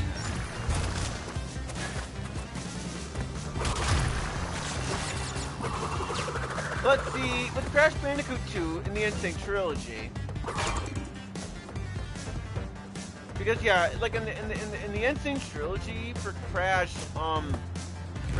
2, it's really not that bad. It's really not that bad, because when you go for 100% in Crash 2 in the Sane Trilogy, it's really not that bad. You just have to collect all the crystals and all the gems. While the time relic, because the time relic didn't exist in the original Crash 1 and Crash 2 version, because they didn't exist at that time, you know, for the 100%ing wise for Crash 1 and Crash 2, it's not that bad in the Sane Trilogy, simply because, you know, for Crash 1, you just have to collect all the gems, and that is that for the 100% completion-wise in terms of for the true ending-wise. While in Crash 2, it's the same thing, except, yeah, you don't need to get the time relics either. All you have to do is, all you have to do,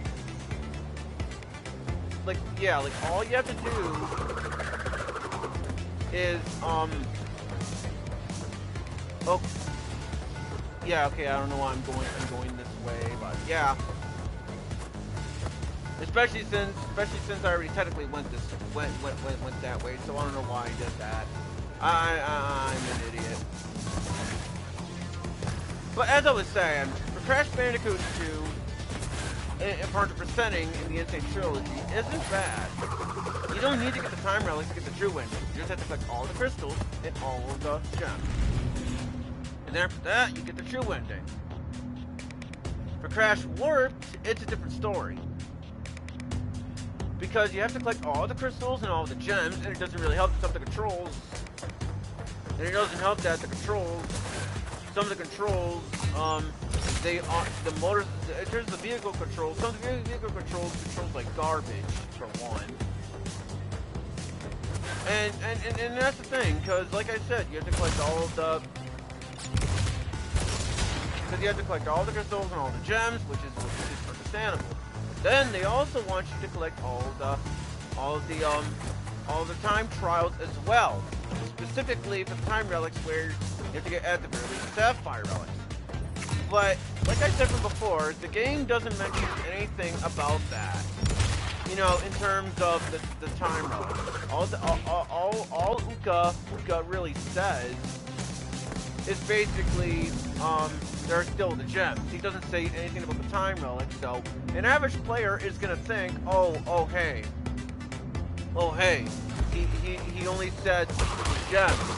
But I'm gonna find out when you fight him again. When you fight him again, when you fight him again, when you collect all the gems, you'll get, because they want you to collect all the time trials, time relics. But as I said, the game doesn't say anything about the time relics, so an average player is not going to really know that, unless they're a completionist. But yeah. But now that I got that done, it doesn't matter. I still need to get the time relic on that one too. 3 hours and 45 minutes. Make that 46 minutes now. Wow. Holy crap. I can't believe I've been streaming for this long, honestly. But my plan is to get the remaining time trials, the time relics for this world, and then after that, then I'll call it a stream. So now with the finale isn't that long. That is basically my plan. Because the plan is you know, I want to get all the time relics. Yeah, like that is the plan. I want to get all the time relics. Before I end the stream, in terms of for this world, and then the finale of then that way the finale won't be that long of a stream. That is basically what I'm doing today.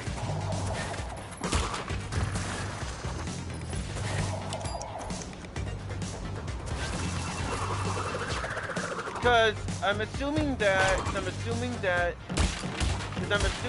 if I get all the time relics in this world, and then I do the finale stream, I'm gonna assume it's only gonna take like maybe like 15 minutes or 20 minutes or at the very least an hour.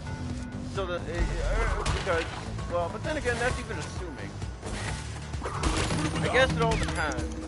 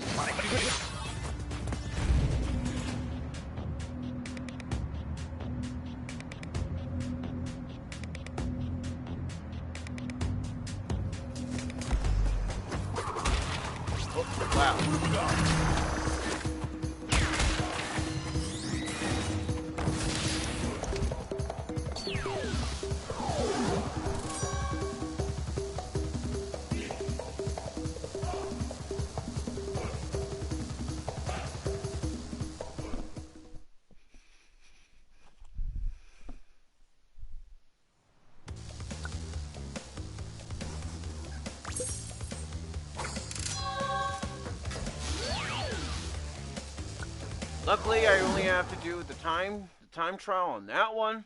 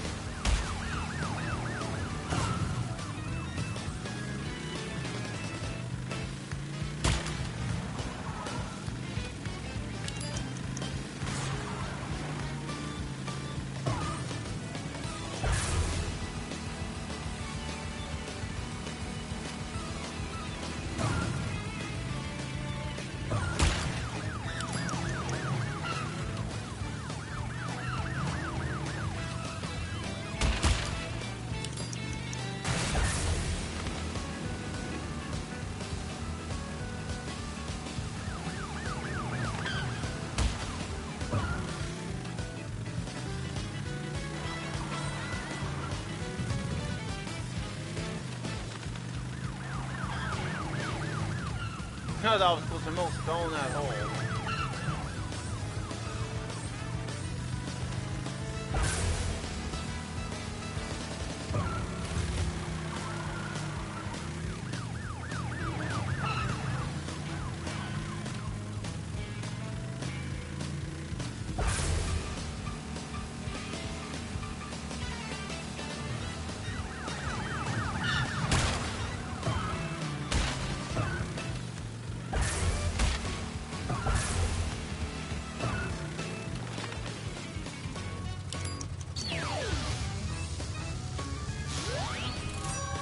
Okay, that right there that I just got is a platinum relic.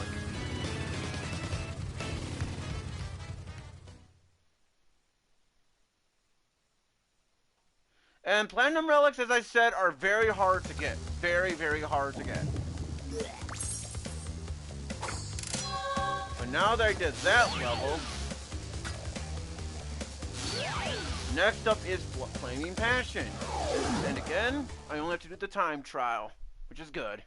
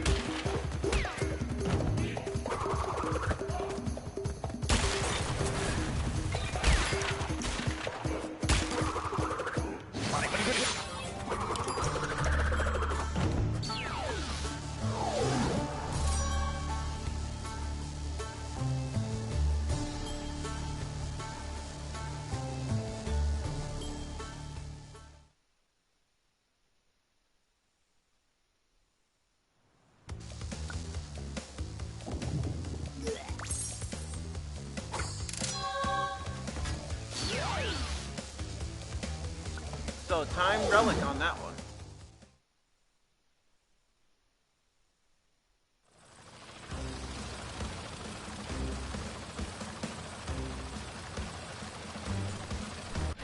Again, oh my gosh, just...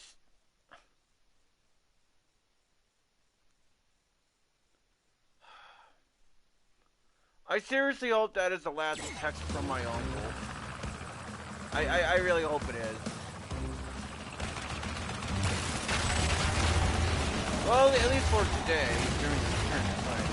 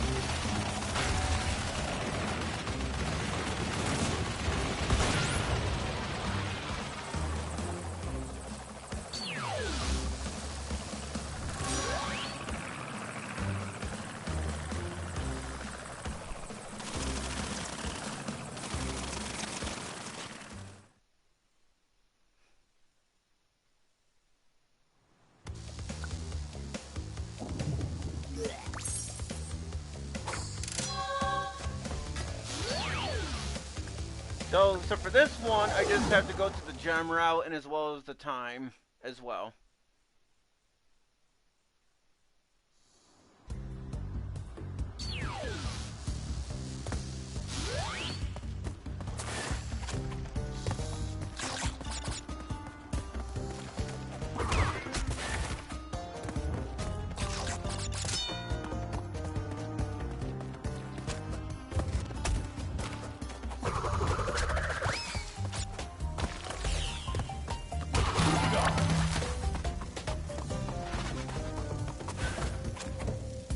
And basically, with that gem path, basically, well, you know, basically what you have to do is make sure you have to collect all of the colored gems to get the gem.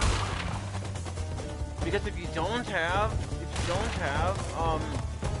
all of the colored gems, well, you're not gonna get the gem like that.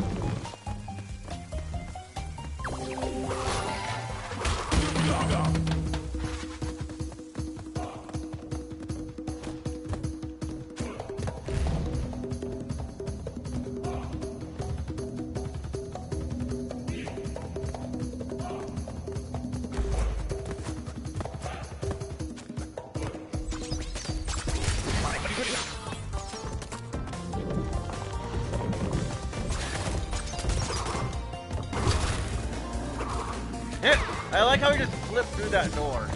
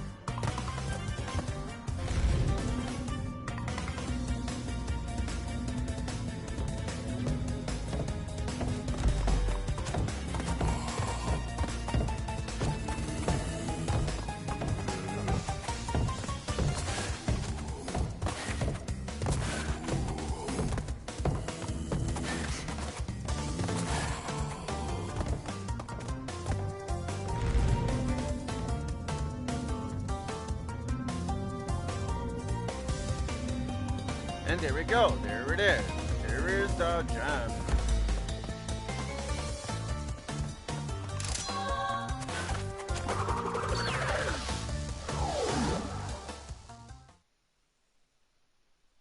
Time for the time relic.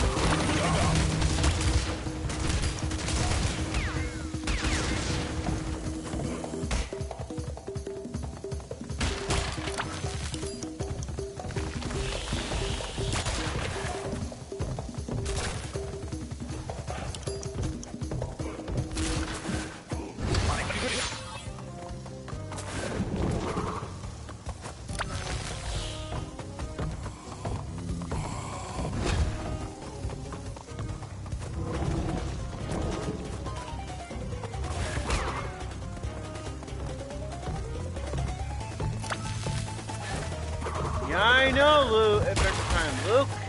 4-hour long stream. Like, holy crap. I didn't think I would stream for this long. Like, damn. And matter of, I don't think I ever streamed for this long.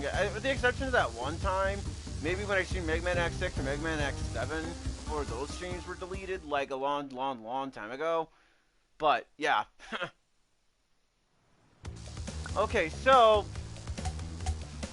now we may as well do some counting. Because according to this, it says here that we are missing 7 gems. And I do know that there are 2 gems. I know that, yeah, I know there are 2 gems in the secret area. So that is 2. And then I know there is 1, well,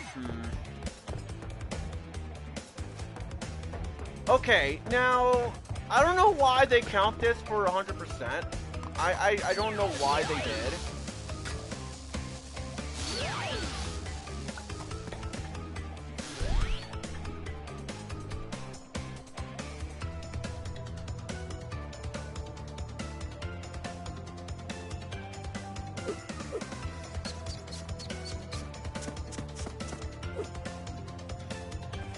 Alright, sorry. It's just, I'm starting to think that for the secret levels that they want you to do also counts for 100%, I think. But, alright. Well, here's why I'm mentioning this. See, there are 2 secret levels that I swear you cannot figure out on your own, is that you have to look up a guide or something. Like, I'm not joking.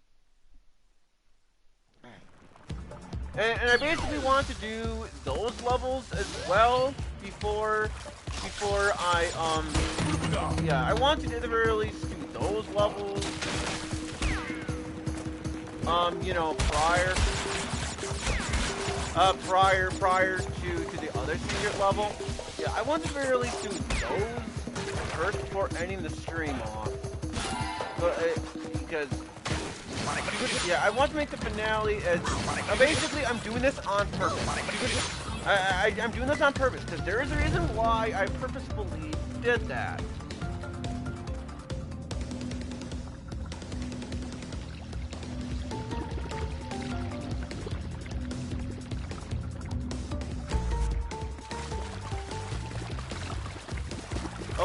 Okay, yeah, I'm starting to think I'm in the wrong dinosaur level. Yeah, I think I'm in the wrong one. But see, the reason why I'm saying this is because, well, I know one of the dinosaur levels, the prehistoric levels, I do know one of the levels, they want you to like purposefully land on the second pterodactyl.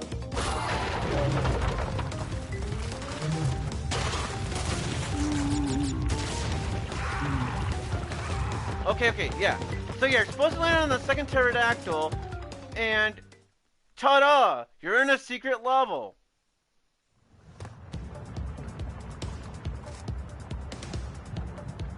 Yeah, don't ask how anyone is supposed to figure that one out without a guide. Because basically, in terms of that, you know, you don't want to go on the pterodactyl because that will kill you. You're going to find out when you go onto that second pterodactyl in that route. Well, it takes you to this level, which I don't even know why they designed it that way. I really don't understand why they did. I think it's kind of stupid.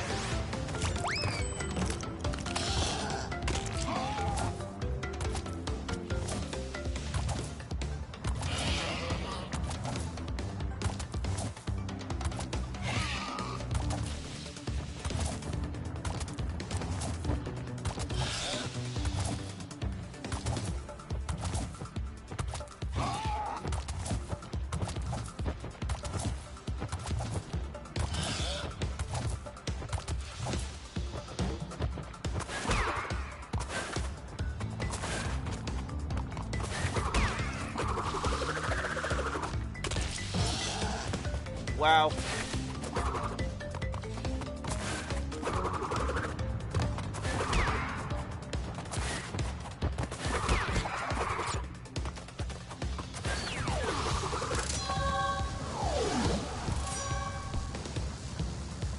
got the sapphire, and yeah, see, notice how I got the gem there. And like I said, I don't know how anyone is supposed to find that out without a guide. As I said from before,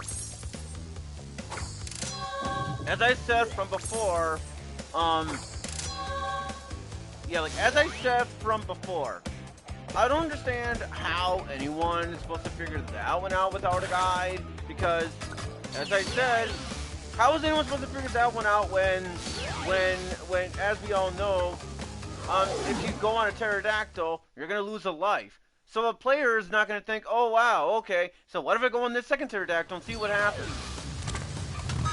And also, I think it's this level. Either that, well, it's me. So I think it's either this level or a different level. In which basically you have to run into a sign that has a skeleton on it. I'm not entirely sure how you're supposed to figure that one out without a guide either. The only other way I could see someone figure that one out is if it's like, oh yeah, see that's the skeleton. Yeah. The only possible way I could see anyone figuring that one out without a guide. Yeah, the only way I could see anyone figuring that one out without a guide is if someone thinks, oh hey, this level, none of the signs has, none of the signs has the alien icon on it, the skeleton alien thing. But other than that, I don't see how anyone is supposed to figure that one out without a guide either. But I guess that one kind of makes a little bit more sense, I guess. But it still doesn't really make a whole lot of sense. Now, in terms of this level here, this one is a bit more open compared to the previous levels of this type. However, there are a total of 70 boxes in this level.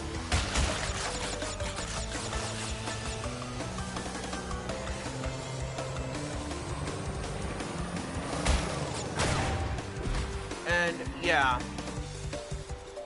So now I have to do more of this jet ski stuff. I just have to do more of this. And like I said, I really hate these levels. I really do. It's just bad enough as it is that you're controlling a jet ski that feels like you're on ice. And I know I mentioned that a lot of times, but I just can't help it.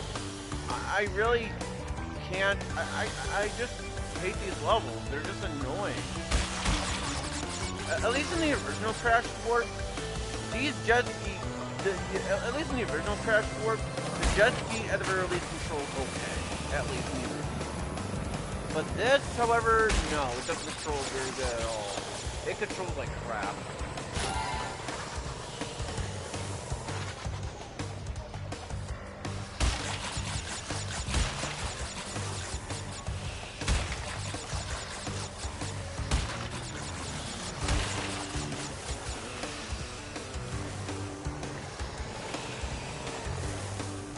You may as well touch that checkpoint box before going on to that nitro area.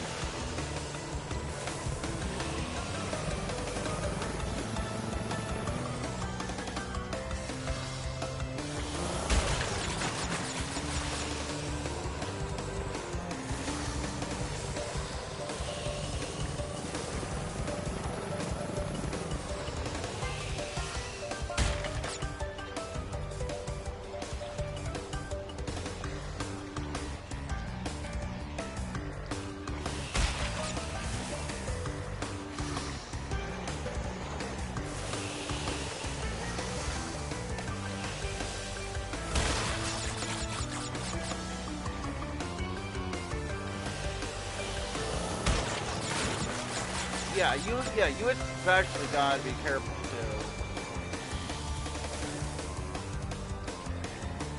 too. And especially, yeah, even if you do manage to break all the boxes, you still have to find your way out of the level. Well, at the very least, you know, finding your way out isn't that bad in the regular level where you have to break all the boxes. Yeah, it's not that bad in terms of that. But once you do the time relic version of this though, yeah, you gotta find your way out without that box symbol. It gets pretty bad too, because yeah, it's just kind of funny in a way.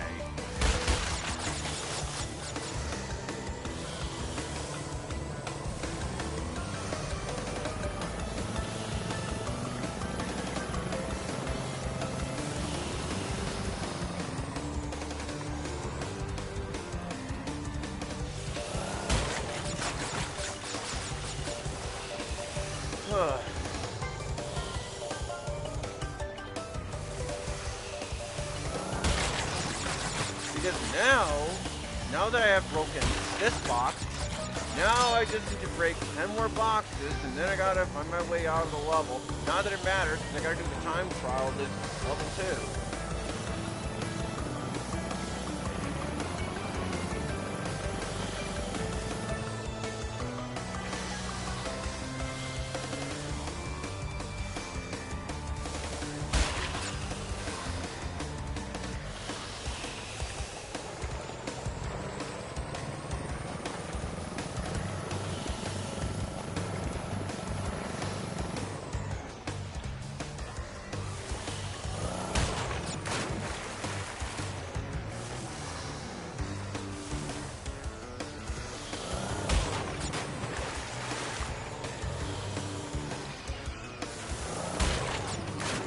Five more boxes to break.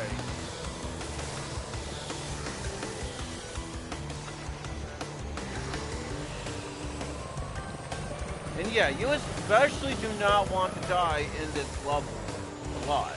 Because if you manage to die, you know, with those checkpoints, yeah. You have to collect all those boxes once again. It does get pretty annoying too.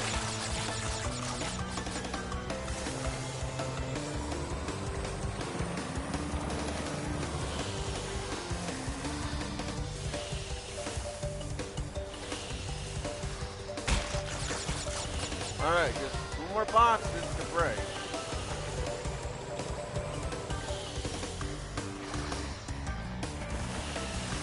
Yeah, I'm gonna go over to that island over there just to make sure, because for all I know, maybe there's boxes over there I haven't seen.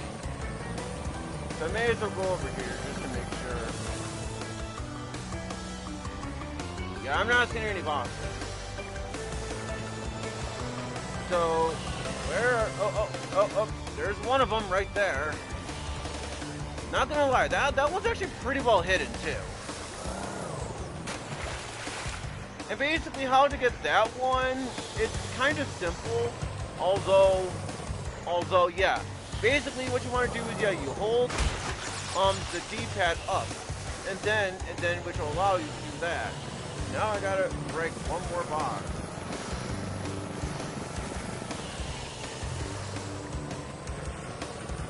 Which is right over there, I think. Yeah, it's right over there.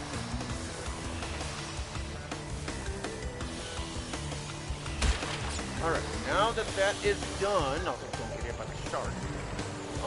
Now I can get the box again. Not that it really matters, because I gotta do the time trial version of this too.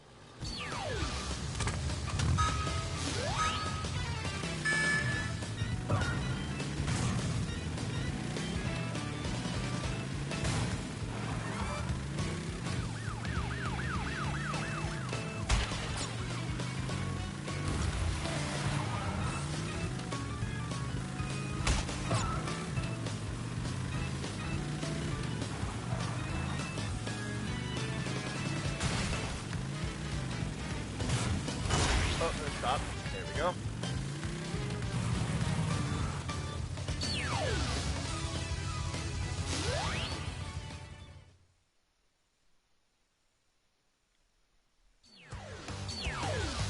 So basically, in this time trial, well, first off, yeah, because that's the way out, right over there. So, in this time trial, yeah, basically you have to go to where the nitro is, you know, the nitro crate box is, and then you have to go all the way back. And it's not that nitro crate itself, it's just a nitro thing that breaks all the nitro. And it's bad enough as it is, because they want you to be fast. Yeah, they want you to be fast.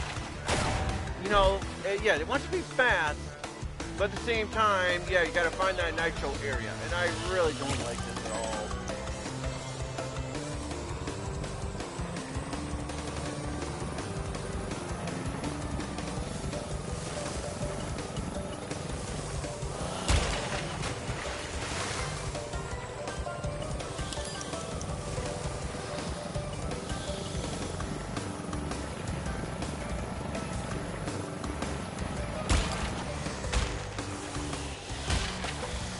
Yeah, there is a nitro thing right over there.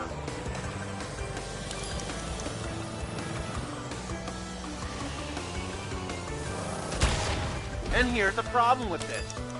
Because of the way this is controlled, yeah, they want you to have that nitro thing right over there, but without getting hit by said nitro. I think that's pretty bad. Especially considering how bad this controls as it is. It wouldn't be so bad if it controls okay, but it doesn't control okay at all. And like I said, I'm not mad. I'm not. I'm far from mad. I just don't understand why that they thought this was a good idea back then.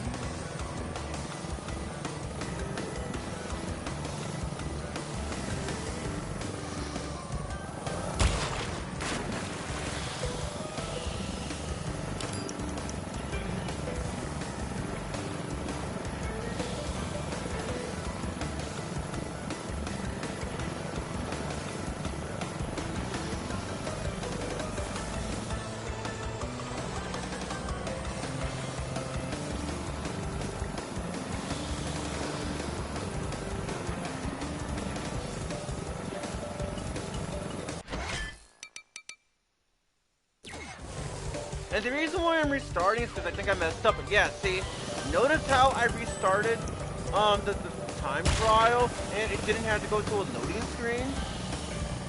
Hello TNG and welcome to the Crash and Sane Trilogy stream, which I hope you enjoyed said stream.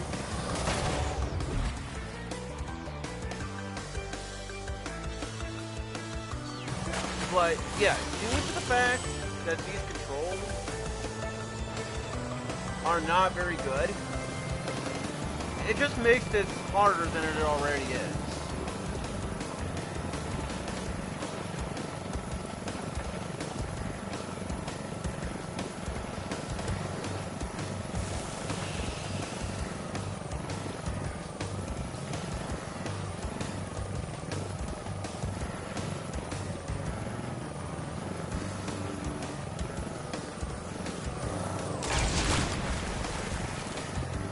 Then after you destroy that, then you gotta find your way out of there.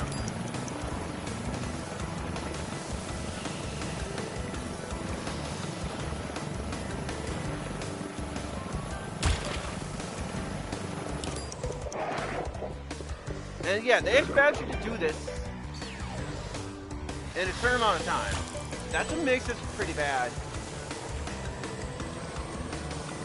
But I have to do this because 100%, and I need that 100% to show you guys the true ending. Why I'm doing it like this.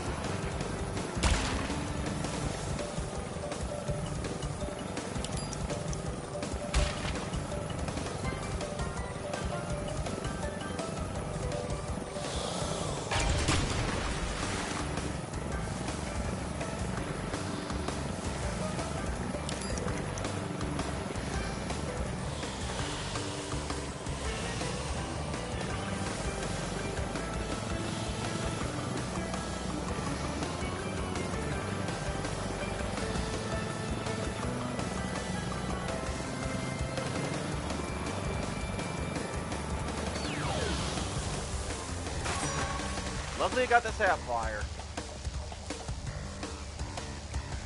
And Sapphire relics are really all you need.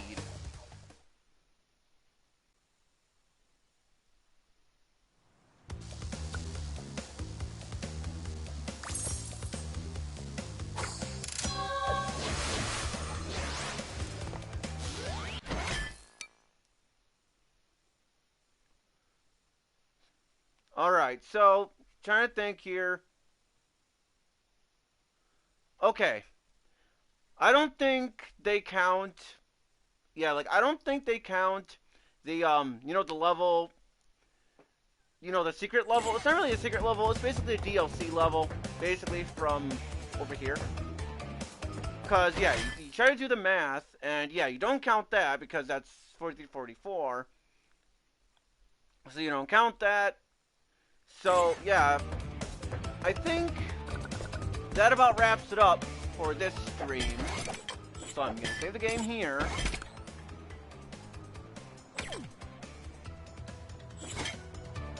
And so that about does it for this stream. Maybe later on tonight, I will finish up this Let's Play with the finale. No guarantees I will do it tonight. But otherwise, if I don't do it tonight, then I'll probably do it tomorrow. As I said in the beginning of the stream, I do want to make sure I do a better job of streaming more often this year, even though it's already February. So, whatever.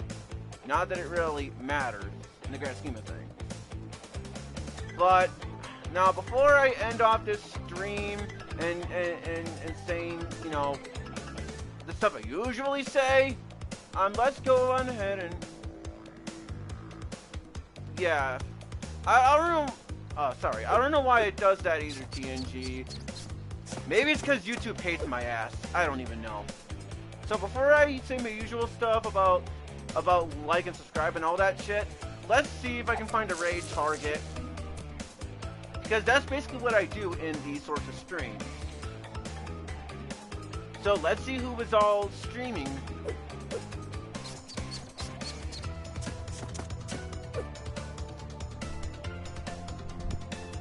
Okay, so we got...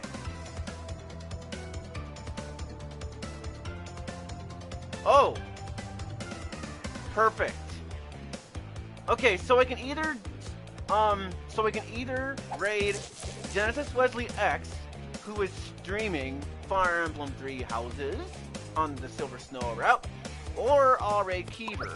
But I think I'm gonna raid Keever, because I think I raided Keever last time, so yeah, I'm gonna go on to Genesis Wesley X and make sure that he is not, like, ending the stream or anything. So I'm gonna make sure on that first.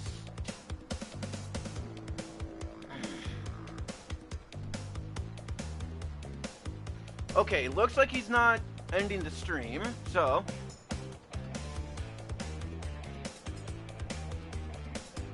Oh yeah, I forgot to copy and paste the link. So, to those who are interested, yeah, so we are going to be doing a Cobra raid. Or not Cobra raid, BGF 96 raid, I'm an idiot. So, yeah, BGF 96 raid. Basically, that's what I'm going to be typing in for his video. Well, stream, rather. So, now, before I send the link, let me just flat out say that I actually like this stream quite a lot, and I think because I don't think the DLC counts for the 100% for the actual true ending. I only have one level to go, I think, where I get the 2 gems for the first place gem and the boxes gem, and as well as the time relic, and then I think after that, then I think that'll be it for the Crash Insane Trilogy, the final game of the Insane Trilogy. So, anyways, guys, to those who like watching my sorts of streams, be sure to click the like button. If you want to subscribe to the channel, be sure to subscribe to the channel. If you want to know when I'm streaming, click the bell icon. So then that way you guys know when I am streaming, unless for some reason it doesn't want to work for some reason. But otherwise, click the bell icon if you guys are interested.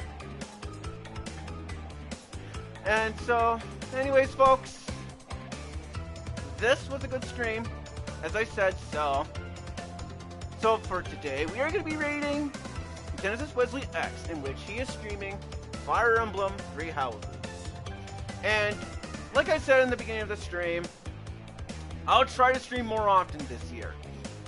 No guarantees, but I'll try. Because I know last year I would have it where I stream and then don't stream whatever month. So I'm going to try to change that this year. So anyways, folks, this has been my Crash Bandicoot and Sane Trilogy Part 10 live stream. And I hope you guys enjoyed it. So anyways, folks, that is the end of the stream. So anyways, this is Video Game Fan 96 signing off. And I will see you guys in the next live stream. Hopefully later on tonight, otherwise if not tomorrow. Video Game Fan 96 is out of here. Bye bye, see you later everyone, and well, peace out everybody.